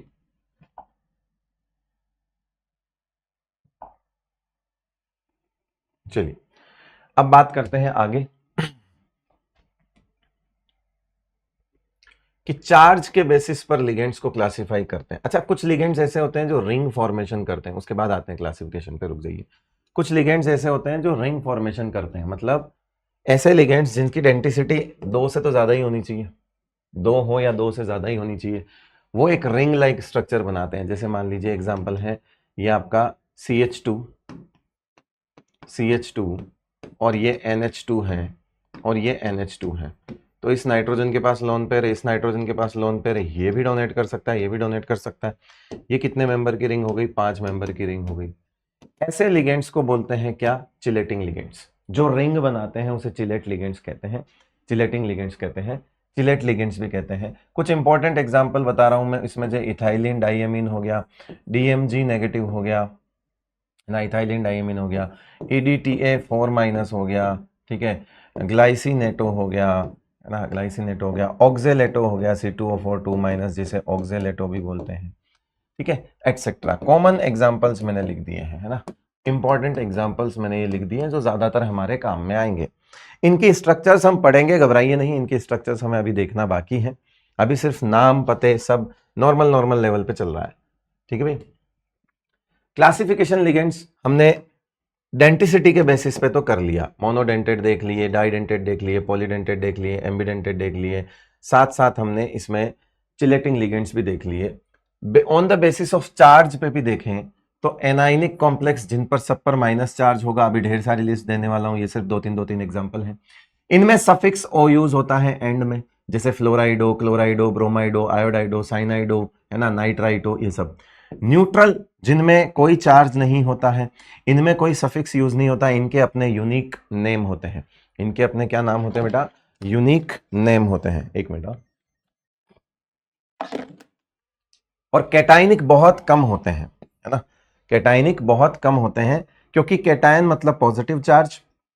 अगर किसी पर पॉजिटिव चार्ज है तो वो रेयरली ही इलेक्ट्रॉन डोनेट कर पाएगा, क्योंकि उसके खुद के पास भी कमी है। ये जो तुम देख रहे हो आखिरी वाला, ये कुछ लिगेंड्स ऐसे होते हैं जो क्लासिकल अप्रोच से काम करते हैं, मतलब सिर्फ डोनेट करते हैं। लेकिन कुछ ऐसे होते हैं जो डोनेट तो करते ही हैं, लेकिन साथ साथ में लिगेंड से मेटल से एक्सेप्ट भी करते हैं, यानी कि पाई कोऑर्डिनेट बॉन्ड भी बनाते हैं साथ साथ। क्या करते हैं? पाई कोऑर्डिनेट भी बनाते हैं। ये तो इनका सिग्मा कोऑर्डिनेट है ही, ये तो इनका पुश्तैनी काम है। ये तो पुराने जमाने के लिगेंड्स भी करते हैं कि ये देने वाला काम तो करेंगे ही, लेकिन नए जमाने के लिगेंड्स यानी कि नॉन क्लासिकल लिगेंड्स, ये सिर्फ डोनर की तरह काम करते हैं। क्लासिकल और non classical work as donor as well as acceptor, मतलब ये डोनेट भी कर रहा है लिगेंड और एक्सेप्ट भी कर रहा है। और एक्सेप्ट करता है वही तो चीज इनकी अलग है भाई। इनको इनको लुइस बेस बोलोगे, लिगेंड्स लुइस बेस होते हैं, इसको भी लुइस बेस बोलोगे, तो फिर अलग नाम कैसे निकालोगे? तो इसकी जो दूसरी प्रॉपर्टी है जो इसमें और इसमें डिफरेंस लाती है, क्लासिकल और नॉन क्लासिकल में जो डिफरेंस लाने वाला बॉन्ड कौन सा है? क्या डोनेशन वाला बॉन्ड है? नो। क्या एक्सेप्टेंस वाला बॉन्ड है? यस। तो जो ये बॉन्ड है, ये पाई बॉन्ड बना रहा है और ये लुइस एसिड होता है, इसलिए इसे नाम होता है पाई एसिड लिगेंड। क्या बोलते हैं इनको?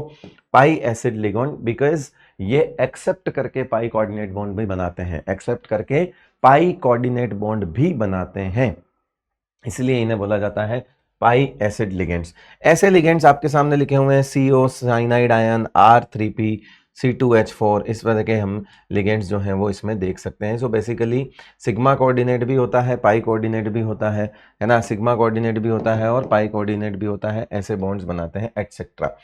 इनके बारे में हम डिटेल में बाद में देखेंगे, जब हम पढ़ेंगे कौन सी सिनर्जिक बॉन्डिंग पढ़ेंगे, तो इस सेगमेंट को मैं वापस लेकर आऊंगा।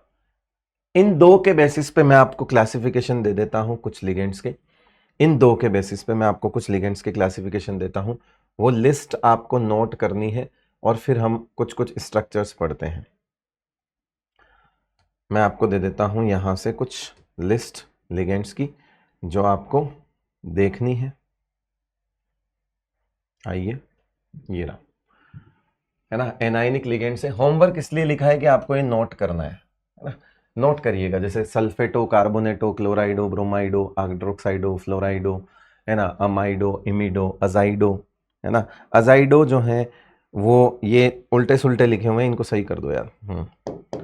अजाइडो जो है वो, अजाइडो क्या होगा? अजाइडो होगा आपका N3 माइनस और नाइट्राइडो होगा N3 माइनस, ये ऐसा होता है।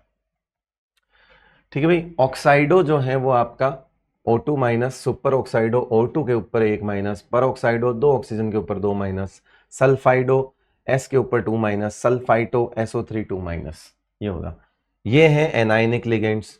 अभी एनाइनिक खत्म नहीं हुए हैं, और भी हैं, लेकिन ये जो एनाइनिक हैं ये एम्बीडेंटेड भी हैं। एनाइनिक तो है ही, ठीक है, बट ये एम्बीडेंटेड भी हैं।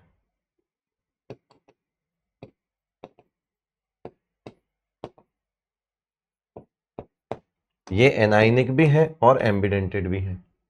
कौन कौन से हो गए एम्बीडेंटेड लिगेंड्स? साइनाइड, आइसोसाइनाइडो, मतलब माइनस है तो O तो लगेगा, साइनाइडो, आइसोसाइनाइडो, नाइट्राइटो N, नाइट्राइटो O, है ना। नाइट्राइटो N का एक और नाम होता है नाइट्रो साइनेटो, है ना, आइसोसाइनेटो, है ना, थायोसाइनेटो, आइसोथायोसाइनेटो।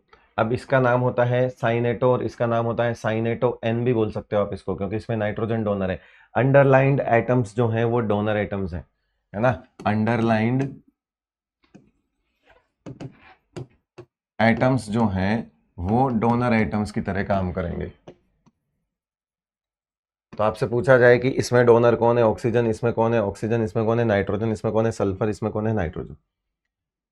तो ये जो नाम है ये आपको याद भी करने हैं और इनके ये फॉर्मूला भी याद करने हैं। फिर आते हैं चार्ज के बेसिस पे न्यूट्रल लिगेंड्स।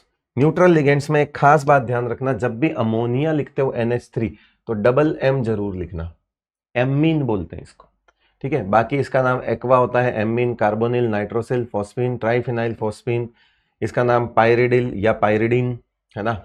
फिर यहां पर ethylene diamine denticity 2, propylene diamine denticity 2, trimethylene diamine denticity 2, dien di ethylene triamine denticity 3, tri ethylene tetramine denticity 4, dipyridyl, है ना, डाइपिरिडिन या डाइपिरिडिल भी बोल सकते हो। इसकी भी डेंटिसिटी कितनी होती है, इसकी डेंटिसिटी होती है 2। कैटाइनिक लिगेंड्स में एक तो नाइट्रोसोनियम है, एक ये हाइड्राजेनियम है, इनमें ईएम जो है वो सफिक्स लगता है क्योंकि ये कैटाइंस है, तो ये भी आपको नोट करना है, ठीक है भाई। अब इसके अंदर ये सब तो मोनोडेंटेड है, डेंटिसिटी इन सब की तो 1 है, इन सब की डेंटिसिटी इनके साथ लिखी हुई है। तो अगर यहाँ पे आप देख रहे हो तो इन सब की डेंटिसिटी तो 1 है, इनकी इनके सामने लिखी हुई है, ठीक है बेटा। चलिए बात करते हैं, इसके अलावा एनायनिक लिगेंड्स में और भी लिगेंड्स होते हैं वो ऐड कर देना। इसके अलावा जो एनायनिक लिगेंड्स हैं, है ना, और भी ऐड कर लेना। कौन कौन से होते हैं, है ना, कौन कौन से होते हैं इंपॉर्टेंट, जैसे C2O4 2- हो गया ऑक्जेलेट, है ना, ऑक्जेलेटो, है ना। इसके अलावा ग्लाइसिनेटो होता है GLY नेगेटिव, ग्लाइसिनेटो। फिर आता है dimethyl glyoximato, DMG negative, ठीक है। इसके अलावा EDTA 4- ethylene diamine tetra acetato, ethylene diamine tetra acetato, है ना। फिर आता है एसी नेगेटिव,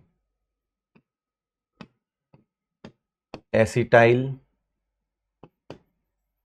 एसीटोनेटो, एसिटाइल एसीटोन से बनता है ये, एसी नेगेटिव, एसिटाइल एसीटोनेटो।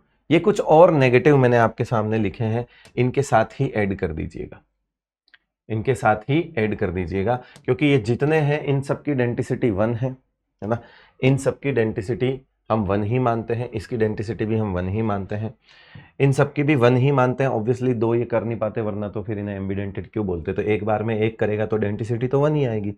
इनकी डेंटिसिटी अलग है, इनकी डेंटिसिटी जो है वो, इसकी डेंटिसिटी 2 है, इसकी डेंटिसिटी भी 2 है, इसकी डेंटिसिटी भी 2 है ना। इसकी डेंटिसिटी यहाँ पर जो है वो 6 है, इथाइलिन डाइएमीन टेट्रा एसीटेटो, है ना। इसकी डेंटिसिटी 6 है और इसकी डेंटिसिटी भी आपकी 2 है। इसकी डेंटिसिटी कितनी हो जाएगी, 2 हो जाएगी। ये सारी चीज़ें हम इनकी स्ट्रक्चर्स में ही जानेंगे। आइए एक एक करके इनकी स्ट्रक्चर्स को देख लेते हैं, एक एक करके इनकी स्ट्रक्चर्स को देखते हैं, फटाफट तरीके से इनकी स्ट्रक्चर्स को देखेंगे। सिर्फ स्ट्रक्चर्स जो हैं वो मैं आपको अभी बनी बनाई चीज़ें स्लाइड पढ़ाऊंगा, क्योंकि उनकी स्ट्रक्चर्स ऐसा तो है नहीं कि आपसे बनवाएंगे, वो तो आपको पता ही होनी चाहिए। तो हम देख लेते हैं, आ जाइए, थोड़ा जल्दी हो जाएगा। चलिए आइए इनकी स्ट्रक्चर्स देख लेते हैं। सबसे पहले ऑक्जेलेटो की जल्दी करेंगे स्ट्रक्चर्स का काम, क्योंकि स्ट्रक्चर्स हमें तो नहीं बनानी है, जो बातें याद रखनी है स्ट्रक्चर्स में उसको देखेंगे। ऑक्जेलेटो ऑक्जेलिक एसिड से बनता है, अगर 2H+ निकाल दोगे तो ये COO नेगेटिव, इसे बोलते हैं ऑक्जेलेट आयन, C2O4 2-। इसे C2O4 2- के साथ साथ OX2- भी लिखते हैं। C2O4 2- की स्ट्रक्चर ऐसी होगी, इसकी स्ट्रक्चर अगर बनाओगे तो ऐसी होगी। इसमें 2 ऑक्सीजन डोनर होंगे, 5 मेंबर की रिंग बनेगी। एनाइनिक ये है, 5 मेंबर की रिंग है, डेंटिसिटी 2 है, बाइडेंटेड है, चिलेटिंग लिगेंड है, डोनर एटम्स दोनों के दोनों ऑक्सीजन है। सिमेट्रिकल बाइडेंटेड लिगेंड बोला जाता है क्योंकि both the atoms are the same, both donor atoms जो सेम है उसको सिमेट्रिकल बाइडेंटेड लिगेंड बोला जाता है। ठीक है, ऐसे समझिए। उसके बाद ग्लाइसिनेटो आता है दूसरा, ग्लाइसिन से बनता है। ग्लाइसिन होता है बेटा NH2CH2COOH, आप जानते हैं ये सब। H प्लस निकालोगे तो NH2CH2COO नेगेटिव बनेगा, इसे बोलते हैं ग्लाइसिनेट आयन। जब ये लिगेंड बनेगा तो O सफिक्स लग जाएगा, ग्लाइसिनेटो हो जाएगा। ग्लाइसिनेट की ये स्ट्रक्चर हमने ऐसे लगा दी। अब यहां से एक जगह ऑक्सीजन डोनर होगा, एक जगह नाइट्रोजन डोनर होगा, बनेगी 5 मेंबर की रिंग। लेकिन ऑक्जेलेटो और इसमें फर्क यह है कि इसमें दोनों डोनर्स अलग हैं, एक ऑक्सीजन है एक नाइट्रोजन है, तो इसे असिमेट्रिकल बाइडेंटेड लिगेंड बोला जाता है। बाकी एनाइनिक है, नेगेटिव चार्ज 1 है, 5 मेंबर की रिंग बनाएगा, आइडेंटिसिटी 2 है, ये तो आप सब जानते ही हैं। उसके बाद अगला आता है DMG नेगेटिव, इसका नाम होता है डाई मिथाइल ग्लायोक्सीमेटो। ऑब्वियसली ये बनता है DMG से। DMG होता है बेटा डाई मिथाइल ग्लायोक्सीम। डाई मिथाइल ग्लायोक्सीम को जब बेसिक मीडियम में डालते हैं, डाई मिथाइल ग्लायोक्सीन में जब अमोनियम हाइड्रोक्साइड मिलाते हैं और कोई बेस मिलाते हैं तो उसमें से पानी निकल जाता है, और पानी निकलने के बाद वो DMG नेगेटिव बनता है, जिसका नाम होता है DMG नेगेटिव। DMG से DMG नेगेटिव पहुंचा जाता है कैसे? बेसिक मीडियम के जरिए। किस तरह से? ये है आपका डाई मिथाइल ग्लायोक्सीन। इसमें जब बेसिक मीडियम डालोगे तो ये एक जगह से H प्लस उठा के माइनस H2O करके उसे ऐसा बना देगा। यहाँ पे OH तो OH ही है, यहाँ O नेगेटिव हो जाएगा H प्लस जाने की वजह से। ऐसी 2 यूनिट डाइमर बनाएगी। ये एक यूनिट है DMG नेगेटिव की जिसमें दोनों नाइट्रोजन डोनर्स हैं। ठीक है, और हमेशा डेंटिसिटी लिगेंड की एक यूनिट से तय होती है, डाइमर से तय नहीं होती। डाइमर में तो 2 यूनिट है, 2 यूनिट जुड़ जाएंगी आपस में।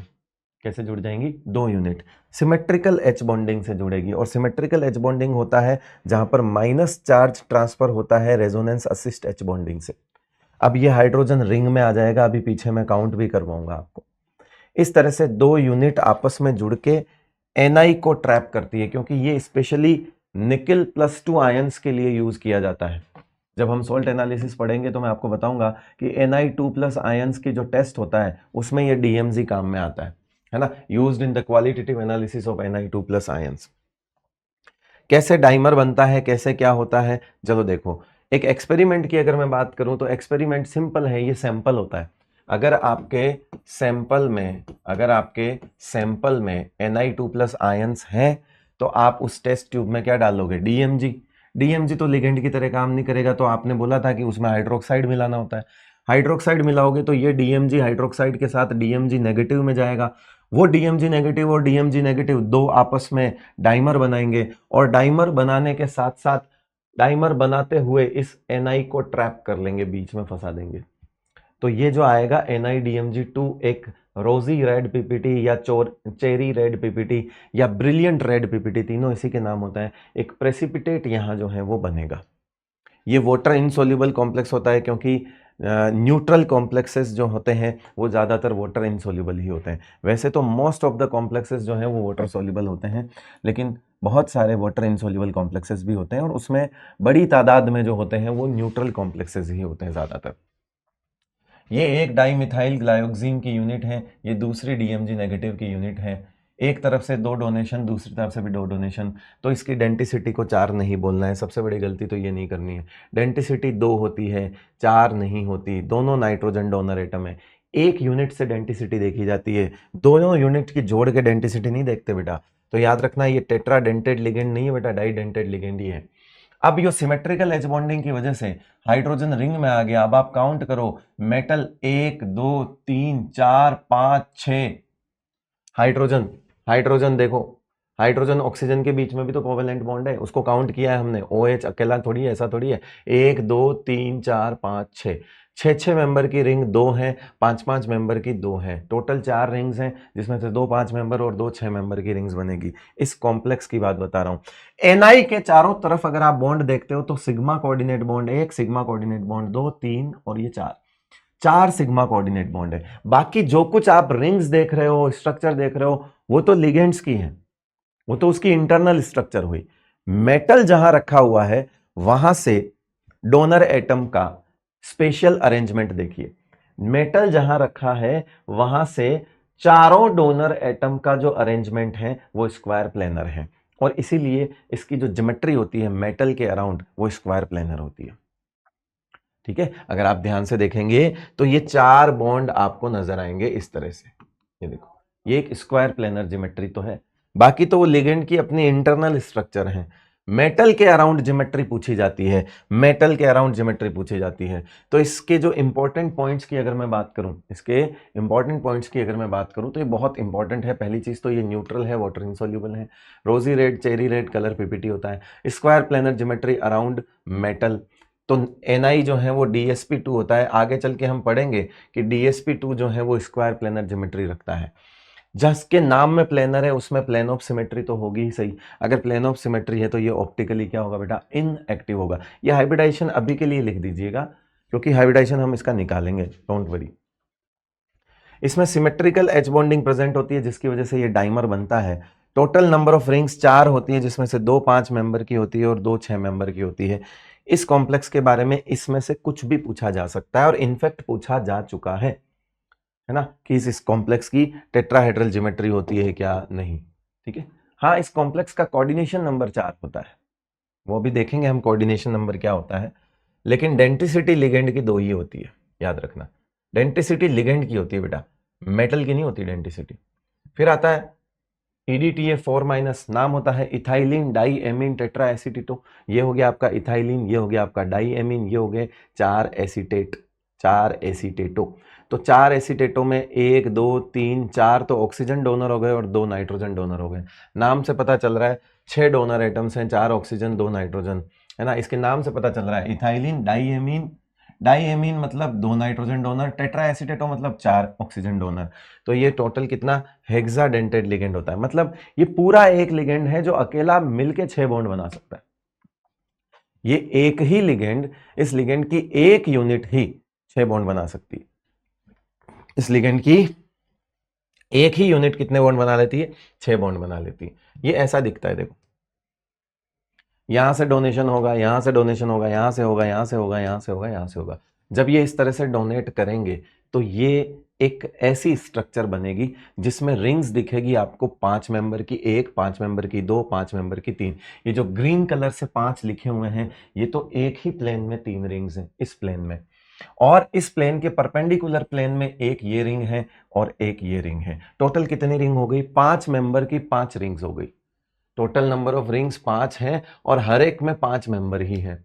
और क्योंकि इसमें सारी रिंग्स एक प्लेन में नहीं है, नॉन कोप्लेनर रिंग्स आ गई है। और आपको तो पता ही है जब नॉन कोप्लेनर रिंग्स आती है तो ऑप्टिकली एक्टिव हो जाता है। मेटल के अराउंड अगर आप येलो लाइंस को देखोगे, मेटल के अराउंड अगर आप येलो लाइंस को देखोगे तो वो येलो लाइंस आपको ऑक्टाहेड्रल शेप की दिखेगी। बाकी तो वो उसकी इंटरनल स्ट्रक्चर है जिसने खुद को जोड़ा हुआ है लिगेंड ने।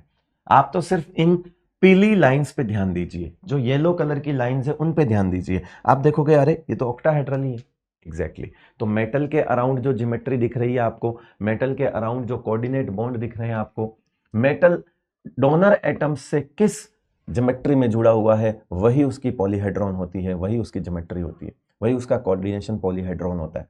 तो इसका कोऑर्डिनेशन पॉलीहेड्रॉन ऑक्टाहेड्रल है, मतलब इसकी जो ज्योमेट्री है वो क्या है बेटा, ऑक्टाहेड्रल है।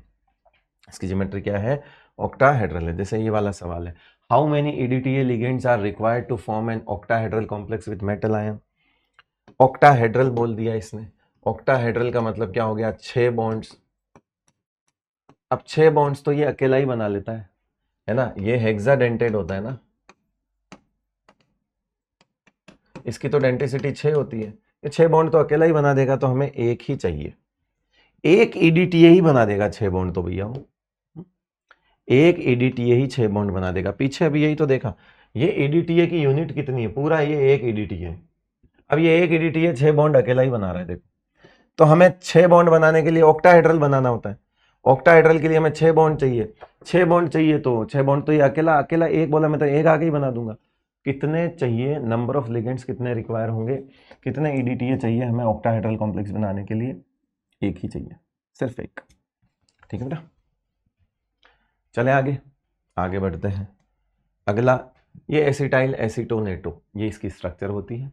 ये क्या होता है, एसिटाइल एसीटोनेटो, ये इसकी स्ट्रक्चर होती है बेटा।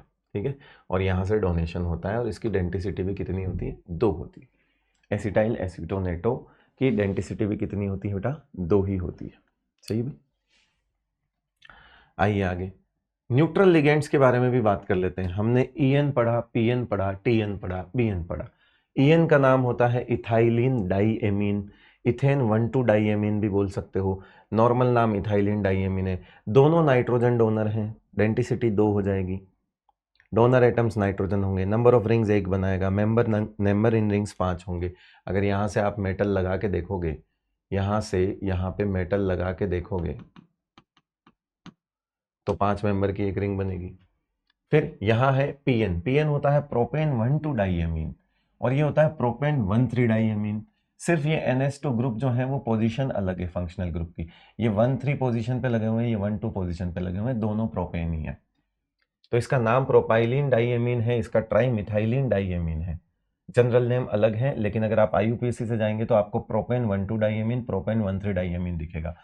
डेंसिटी इसकी भी 2 ही है, नाम से डाइएमीन डाइएमीन दिख रहा है।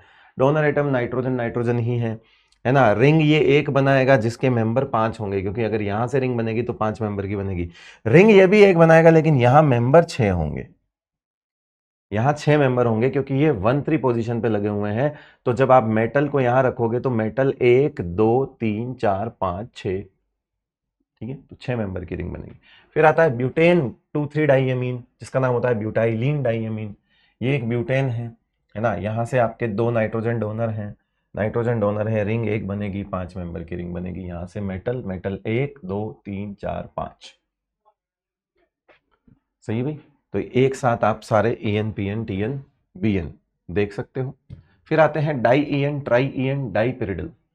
अब डाई EN क्या होता है? डाई EN होता है डाई इथाइलिन, 2 इथाइलिन ट्राइएमीन, मतलब 2 इथाइलिन ग्रुप को 3 नाइट्रोजन से जोड़ दो तो ये ऐसा होगा NH2 CH2 CH2 NH2 CH2 CH2 NH2। Valency आप हाइड्रोजन से सेटिस्फाई कर सकते हो।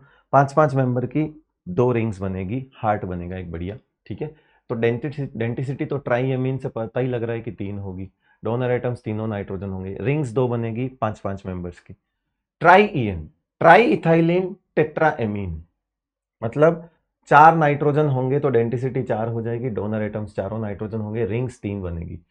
3 इथाइलिन को जोड़ना है, मतलब NH2 CH2 CH2 NH2 CH2 CH2 NH2 CH2 CH2 NH2, सही होगा? नहीं होगा? सही भाई, मतलब sorry, NH2 CH2 CH2 NH CH2 CH2 NH CH2 CH2 NH2, मैंने यहाँ H2 बोल दिया, नाइट्रोजन की वैलेंसी का भी तो ध्यान रखना, ठीक है बेटा। तो ये ऐसा बनेगा, कुल मिला के 3 रिंग्स बनेगी 5 मेंबर्स की। ये आपका डाइपिरिडिल है, जिसे हम डाइपिरिडीन भी बोलते हैं। इस तरह से आपने पहले से जानते हो ये स्ट्रक्चर्स, ठीक है। तो ये कितने मेंबर की रिंग बनेगी आप खुद देख लो, इसमें मेटल है, नाइट्रोजन है, फिर यहाँ कार्बन होगा, फिर यहाँ कार्बन होगा, फिर नाइट्रोजन, तो काउंट कर लो, 1 2 3 4 5, ठीक, 5 मेंबर की रिंग ही होगी।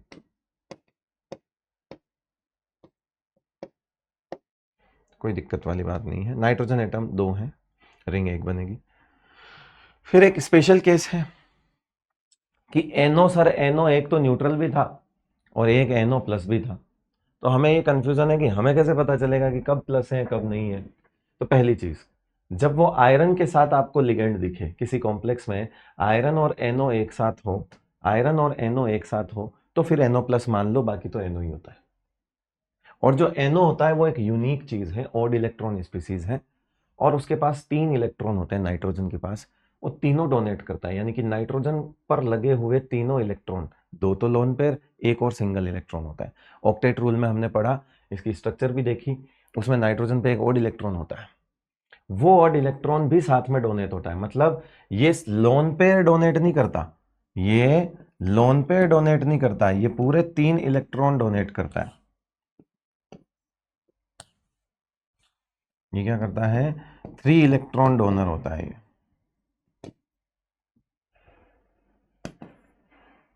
कब? जब ये न्यूट्रल होता है। पॉजिटिव वाले को 2 इलेक्ट्रॉन डोनर ही मानते हैं, और पॉजिटिव कब मानते हैं? जब वो आयरन के साथ होता है तब पॉजिटिव मानते हैं, बाकी नहीं मानते हम, ठीक है, बाकी नहीं मानते। कुछ एग्जांपल है, जैसे FeH2O5NO, NO आ गया, आयरन है, NO को प्लस वाला मानोगे, प्लस वाला मानोगे। Fe आ गया, NO साथ में है, प्लस वाला मानोगे।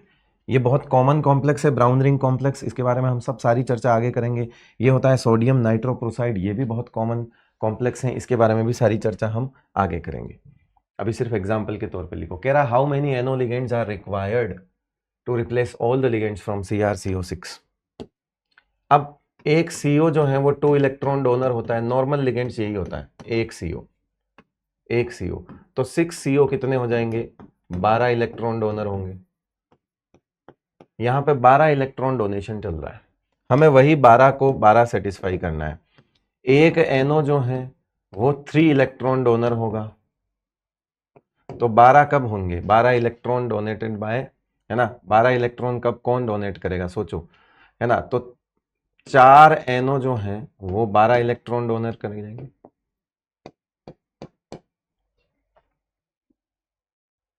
चाहिए तो 4 आंसर आ जाएगा, क्योंकि मुझे तो 12 से 12 चाहिए, तो मुझे चाहिए 4 NO और 6 CO। 4, क्योंकि एक NO 3 देता है ना, पीछे पड़ा अभी, प्लस वाला नहीं, प्लस वाला तो आयरन के साथ होता है, वो तो मैंने सिखा दिया वहीं पे। नॉर्मल प्लस, नॉर्मल NO की बात कर रहे हो, अब इसने NO बोला है, नॉर्मल नाइट्रोसिल न्यूट्रल, क्योंकि अगर आप देखोगे लिस्ट में तो NO न्यूट्रल भी होता है और NO प्लस भी होता है। समझ गए बात को, कहानी समझ में आ गई बेटा? चलिए ठीक है। अब बात आती है ऑक्सीडेशन नंबर की, और oxidation number and coordination number की बात करेंगे। आ जाइए, पहले ऑक्सीडेशन नंबर देख लेते हैं, कोऑर्डिनेशन नंबर भी देखेंगे हम। पहले ऑक्सीडेशन नंबर देख लेते हैं। ऑक्सीडेशन नंबर क्या होता है?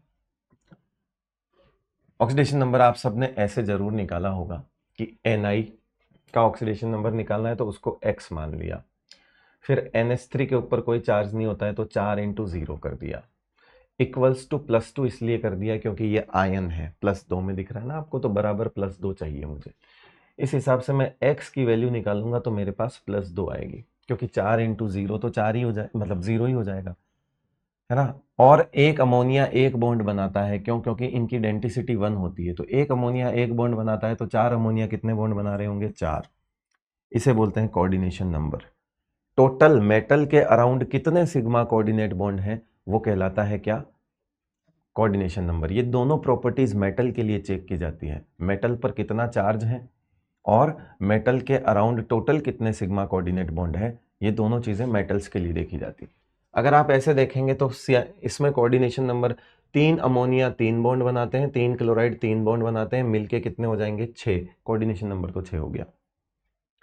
x हमें निकालना है 3 × -1, इसलिए किया क्योंकि क्लोराइड पर -1 चार्ज होता है, अमोनिया पे 0 होता है, तो +3 0 बराबर 0 कर दिया, क्योंकि ये न्यूट्रल है, न्यूट्रल है तो बराबर ही करेंगे, तो x निकालोगे तो +3 आएगा। कॉपर अगर मैं बात करूं तो कॉपर इस तरह से अगर हम देखते हैं तो x + 4 - 1 इस पर -1 होता है, तो 4 है ये टोटल, तो 4 - 1 -3 हो जाएगा, x = +1, तो ये जो आपका कोऑर्डिनेशन नंबर है 4 हो जाएगा, ये आपका ऑक्सीडेशन नंबर हो जाएगा +1। इसी तरह से यहां पर भी अगर आप कैलकुलेट करते हो तो इसका कोऑर्डिनेशन नंबर, ऑक्जेलेट की डेंसिटी 2 थी, याद है? ऑक्जेलेट की डेंसिटी कितनी थी बेटा? 2 थी। चार्ज कितना था? -2 था। डेंसिटी 2 है, मतलब एक ऑक्जेलेट 2 बॉन्ड बनाता है, तो 3 ऑक्जेलेट कितने बनाएंगे? बोले 6 बनाएंगे, तो टोटल तो 6 बॉन्ड हो जाएंगे मेटल के अराउंड, कोऑर्डिनेशन नंबर 6 आएगा, 3 नहीं आएगा, क्योंकि ये एक ऑक्जेलेट 2 बॉन्ड बनाता है, तो 3 ऑक्जेलेट 6 बॉन्ड बना रहे होंगे। अब हमारे को तो मेटल के चारों तरफ के बॉन्ड टोटल काउंट करने हैं, तो 6 आएंगे, तो कोऑर्डिनेशन नंबर 6। फिर आता है ऑक्सीडेशन नंबर 3, इसका निकालना पड़ेगा 3 × +1, क्यों? क्योंकि पोटेशियम पर 1 प्लस होता है, प्लस x जो हमें निकालना है, ऑक्जेलेट 3 है और 1 पर -2 चार्ज होता है, बराबर 0 कर दो, x बराबर आएगा आपका +3। अब मैं आपको बताता हूं अपना तरीका, मैं बताता हूं ऑक्सीडेशन नंबर का अपना तरीका, मैं बताता हूं क्या आपको अपना तरीका, देखते जाना कैसे करवाता हूं मैं आपको। आपने वो वाला तरीका कर लिया, अब मैं आपको अपना तरीका बताऊं, देसी तरीका, जिससे आप काम कर सकते हो, जिसको जो ठीक लगे वो। डब्बे के अंदर मेटल पर चार्ज एंड डब्बे पर चार्ज का फाइनल हिसाब। बोले ये कैसे निकालेंगे? आजो आजो दिखाते हैं। डब्बे पर चार्ज कैसे निकालोगे? सोचो, डब्बे पर चार्ज कैसे निकालोगे? जब आप यहां से 3 पोटेशियम आयंस हटाते हो, जब आप यहां से 3 पोटेशियम आयंस हटाओगे, देखते जाना, तो ये अपना +3 लेके चले जाएंगे। क्यों? क्योंकि 1 पर 1 प्लस होता है तो 3 पर +3 होगा, ये लेके चले जाएंगे। जब ये +3 लेके चले जाएंगे तो पीछे -3 छोड़ेंगे। जो जो भी चार्ज लेके जाता है उसकी वजह से सामने वाले पे, पीछे वाले पे उल्टा चार्ज छूटता है। तो ये किससे जुड़ा हुआ है? ये इस पूरे डब्बे से जुड़ा हुआ है। जब ये यहां से हटता है तो डब्बे पर चार्ज आएगा।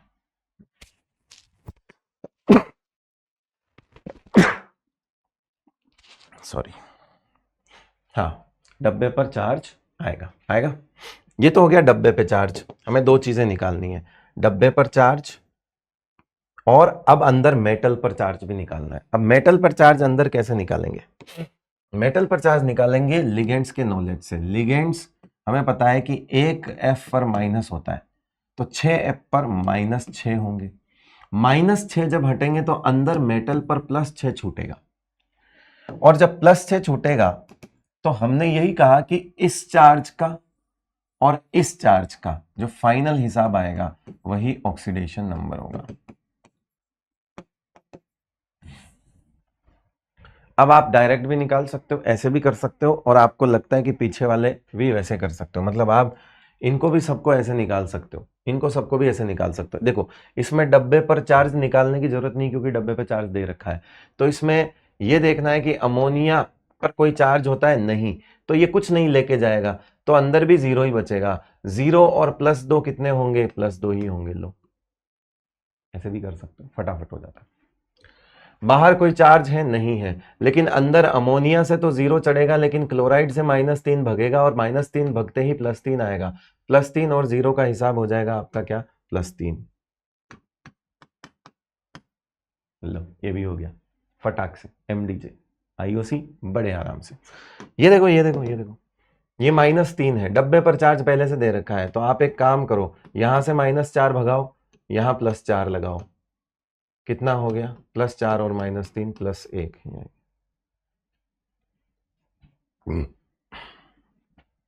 -2 होता है ना इस पे, अगर 1 पे -2 है तो 3 पे -6 होगा। -6 से इस पे +6 चढ़ेगा, इसके +3 भगा दो, इधर -3 आएगा। +6 और -3 मिलके कितना हो जाएंगे? +3। ये हो गया ऑक्सीडेशन नंबर। ऐसे आप ऑक्सीडेशन नंबर निकाल सकते हो। और कोऑर्डिनेशन नंबर क्या होता है वो मैं बता देता हूं। Number of ligands ligand donor atoms to which metal is directly bonded. सीधी बात तो मैं ये बोल दूं कि coordination number is equal to the sigma bonds present between ligands and CMI, to, है ना, equal to total number of sigma coordinate. एक मेटल के चारों तरफ कितना कोऑर्डिनेशन नंबर है वो देखा होता है। जैसे मान लीजिए आप ऑक्टाहेड्रल बोलते हो, तो ऑक्टाहेड्रल में अगर आप बोलते हो तो कोऑर्डिनेशन नंबर कितना आएगा? 6 आएगा। जैसे आप टेट्राहेड्रल बोलते हो तो कोऑर्डिनेशन नंबर कितना आएगा? 4 आएगा। स्क्वायर प्लेनर बोलते हो तो कोऑर्डिनेशन नंबर कितना आएगा? 4 आएगा, है ना। फॉर एग्जाम्पल ये वाला, जैसे आप स्क्वायर पिरामिडल बोलते हो तो कोऑर्डिनेशन नंबर कितना आएगा? 5 आएगा। जैसे आप ट्राइगोनल बाई पिरामिडल बोलते हो तो कोऑर्डिनेशन नंबर वहां पे वो भी कितना होगा? 5 होगा। आप अगर लीनियर बोलते हो तो कोऑर्डिनेशन नंबर कितना होगा? 2 होगा। अगर आप ट्राइगोनल प्लेनर बोलते हो तो कोऑर्डिनेशन नंबर कितना होगा? 2 होगा।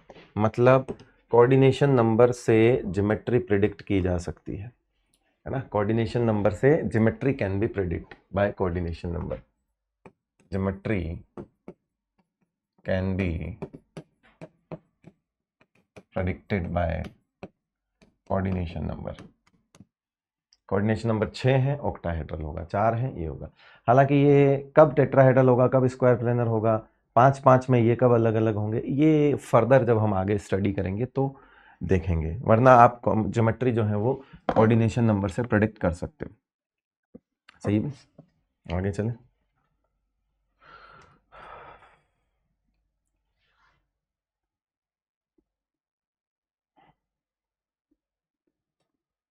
अब आपको कुछ होमवर्क देते हैं जिसका आपको कुछ सवाल करते हैं, फिर आपको होमवर्क दे दूंगा जिसका आपको ऑक्सीडेशन नंबर और कोऑर्डिनेशन नंबर निकाल के लाना है। पहले सवाल कर लेते हैं, आइए। Ethylene diamine tetraacetate ion is रीनीट हेक्साडेंटेट EDTA4-। इसकी डेंटिसिटी पूछ रहा है, तो डेंटिसिटी इसकी होती है बेटा 6, यानी कि ये एक हेक्साडेंटेड लिगेंड है। इथाइलिन डाइएमीन टेट्राएसीटेट फिर से पूछा नीट वालों ने कि क्या होता है। बाइडेंटेड नहीं होता, यूनिडेंटेड नहीं होता, ट्राइडेंटेड नहीं होता, हेक्साडेंटेड होता है जिसमें 4 ऑक्सीजन और 2 नाइट्रोजन डोनर आइटम्स होते हैं। कोऑर्डिनेशन नंबरिंग NI देखो, C2O4 जो है 2- उसकी डेंटिसिटी 2 होती है, तो 3 C2O4 कितने बॉन्ड बनाएंगे? 6 बॉन्ड बनाएंगे। तो इसका कोऑर्डिनेशन नंबर क्या हो जाएगा बेटा? 6 हो जाएगा। अगर 1 2 बनाता है तो 3 कितने बनाएंगे? 6 बनाएंगे। The coordination number and the oxidation state of chromium, देखो कोऑर्डिनेशन नंबर तो 6 हो गया क्योंकि इसकी डेंसिटी 2 होती है ना, तो कोऑर्डिनेशन नंबर कितना आ जाएगा? 6 आ जाएगा। ठीक है, कोऑर्डिनेशन नंबर तो 6 आ जाएगा, तो 6 वाला तो एक ही ऑप्शन है। आप बाकी ऑक्सीडेशन नंबर भी निकाल सकते हो, इसमें कोई बड़ी बात नहीं है, कर सकते हो। Which of the following ligands is expected to bidentate? Bidentate कौन है? ये न्यूट्रल लिगेंड की लिस्ट में ऐड कर देना मिथाइलेमीन, है ना, ये डेंटिसिटी 1 ही होती है इसकी। डेंटिसिटी कितनी होती है इसकी? 1 ही होती है। न्यूट्रल लिगेंड्स में ऐड कर देना। फिर यहाँ से भी यही डोनेट करेगा, इसकी डेंटिसिटी भी 1 ही होती है, यही डोनेट करेगा ये तो डेंटिसिटी। ये हैं जो बाइडेंटेड हैं, इसमें कौन सी बड़ी बात। The complex of Na+2 ions and dimethyl glyoxime contains the number of hydrogen atoms. कितने हाइड्रोजन एटम्स होंगे? 14। बोले 14 कैसे होंगे? बताता हूं। 14 हाइड्रोजन एटम्स काउंट करवाता हूं मैं आपको। कहाँ गया वो? इस सवाल को वहीं ले लेते हैं, वहीं समझ लेंगे, ताकि आप दोबारा पढ़ोगे तो दिक्कत नहीं आएगी। कहाँ गया भैया? ये रहा। आपको मैं 14 बताता हूँ कितने हाइड्रोजन एटम्स हैं इसमें। 3 hydrogen 3 hydrogen 6 hydrogen, 3 hydrogen 3 hydrogen 6 hydrogen, 12 तो यही हो गए, 3 3 3 3 12 हो गए। 12 के अलावा एक ये रहा, एक ये रहा, हो गए 14। ये पूछा था NEET JEE Main, sorry JEE Main ने पूछा था ये 2025 में। वो सवाल भी ऊपर ले लिया मेरे को ताकि तुम नोट्स रिवाइज करो तो दिक्कत कम आए। कह रहा है इनमें से कौन एम्बिडेंटेड लिगेंड्स है? तो हमारी एम्बिडेंटेड की लिगेंड्स में एक NO2 था, एक ये था, एक ये था, तो हमारे पास 3 है जो एम्बिडेंटेड लिगेंड्स की तरह काम कर सकते हैं। हमने जो 3 पढ़े वो एम्बिडेंटेड लिगेंड्स की तरह हमारे लिए काम करेंगे। The coordination number environment of calcium, EDTA का एनवायरमेंट क्या होता है कि मेटल के अराउंड ये कैसा एनवायरमेंट बनाता है? ये ऐसा एनवायरमेंट बनाता है, ऑक्टाहेड्रल। क्यों? क्योंकि ये आपका डेंटिसिटी 6 होती है, हेक्साडेंटेड होता है ये, तो मेटल के अराउंड कौन सा एनवायरमेंट बनाएगा? ऑक्टाहेड्रल एनवायरमेंट बनाएगा। विच of the following pair contains only ambidentate ligands? ये है लेकिन ये नहीं है, ये है, तो फिर आंसर तो दूसरा ही हो गया, है ना, दोनों ही नहीं है, दोनों ही नहीं है। चलो आगे। Which of the following molecule could not act as chelating? देखो यहां से तो रिंग बन सकती है, ये रिंग बना लेगा, ये रिंग, ये भी आपका ग्लाइसिनेट है, ये आपका EN है ना, तो यही नहीं बनाएगा ना, इसमें कहां से रिंग बनेगी? एक जगह से कहीं से डोनेट कर देगा बस। Which of the following molecule can not act as ligand in complex compound? हम जानते हैं ये भी लिगेंड है, ये भी लिगेंड है, ये भी लिगेंड है, ये नहीं है, इसके पास कोई है ही नहीं ना, ना तो इसके पास लोन पेयर है, ना हाइड्रोजन के पास कुछ पेयर है, कुछ भी नहीं है। No electron pairs are present to donate. yes, so it cannot act as ligand. Even ammonium ion cannot act as ligand, है ना। NH4+ भी सेम केस है। तो ठीक है, ऐसा लिगेंड कौन है? तो लोन पेयर कम से कम एक तो होना ही चाहिए। अगर HCN लिगेंड में नाइट्रोजन सेंट्रल एटम से अटैच्ड है तो इसका नाम क्या होगा? नाइट्रोजन अगर अटैच्ड है तो फिर थायोसाइनेटो N होगा। साइनेटो एन तो इसका नाम ही नहीं होता, थायोसाइनेटो एस नहीं होता, ठीक है, और थायोसाइनेटो एस भी नहीं होगा, तो आंसर हो जाएगा थायोसाइनेटो एन, या आइसोथायोसाइनेटो भी बोलते हैं इसको, एक ही बात। ठीक है भाई, ये वाला ये होमवर्क आप करिए के लाएगा, है ना, ये भी मैं होमवर्क दे देता हूं, पर ये मैं कल खुद डिस्कस कर लूंगा, छोड़ो इस सवाल को, इसमें थोड़ा सा समझाना पड़ेगा, अभी टाइम नहीं है। तो होमवर्क में क्या देखना है आपको, oxidation number and the coordination number of CMI, इसमें आपको देखना है। जहां कंफ्यूजन है मैंने लिख दिया है कि OX का मतलब C2O4 होता है, और कार्बोनेट का मतलब ये CO, मतलब कई बार होता है ना कि बच्चा इसको कहीं CO3 नहीं पढ़ ले, ये कार्बोनेट है बेटा, पहली चीज ना, CO3 मतलब ये डायरेक्ट कार्बोनेट है। अब कर सकते हो आप, कोई दिक्कत नहीं है, ठीक है। तो आज के लेक्चर में इतना ही, आज के लेक्चर में हमने जो भी टारगेट हमारा स्टार्टिंग में लिया था वो कवर कर लिया है ना, हमने लिगेंड्स तक की कहानी खत्म कर दी है। पढ़ाने को मैं इसके आगे पढ़ा सकता था, लेकिन इसलिए रोक दिया क्योंकि आज का सबसे इंपॉर्टेंट पार्ट लिगेंड्स हैं, उसकी लिस्ट को बहुत अच्छे से लर्न करिएगा, उन पर चार्जेस, उनकी डेंटिसिटी, क्योंकि चार्जेस जो हैं उसकी ज़रूरत पड़ती है ऑक्सीडेशन नंबर निकालने के लिए, डेंटिसिटी की ज़रूरत पड़ती है कोऑर्डिनेशन नंबर निकालने के लिए। इसका मतलब दिक्कत तो है, यानी एक लिगेंड के बारे में सब कुछ पता होना चाहिए, जो जो लिगेंड्स मैंने आपको दिए हैं उनके बारे में सब कुछ आपको पता रखना है ना। और फिर कल के लेक्चर के लिए मैंने एक नितिन करके एक बच्चा है, वो लिख रहा है कि सर आपने 10 मिनट की एक क्लिप पुरानी डलाई है तो आप पढ़ाई देते।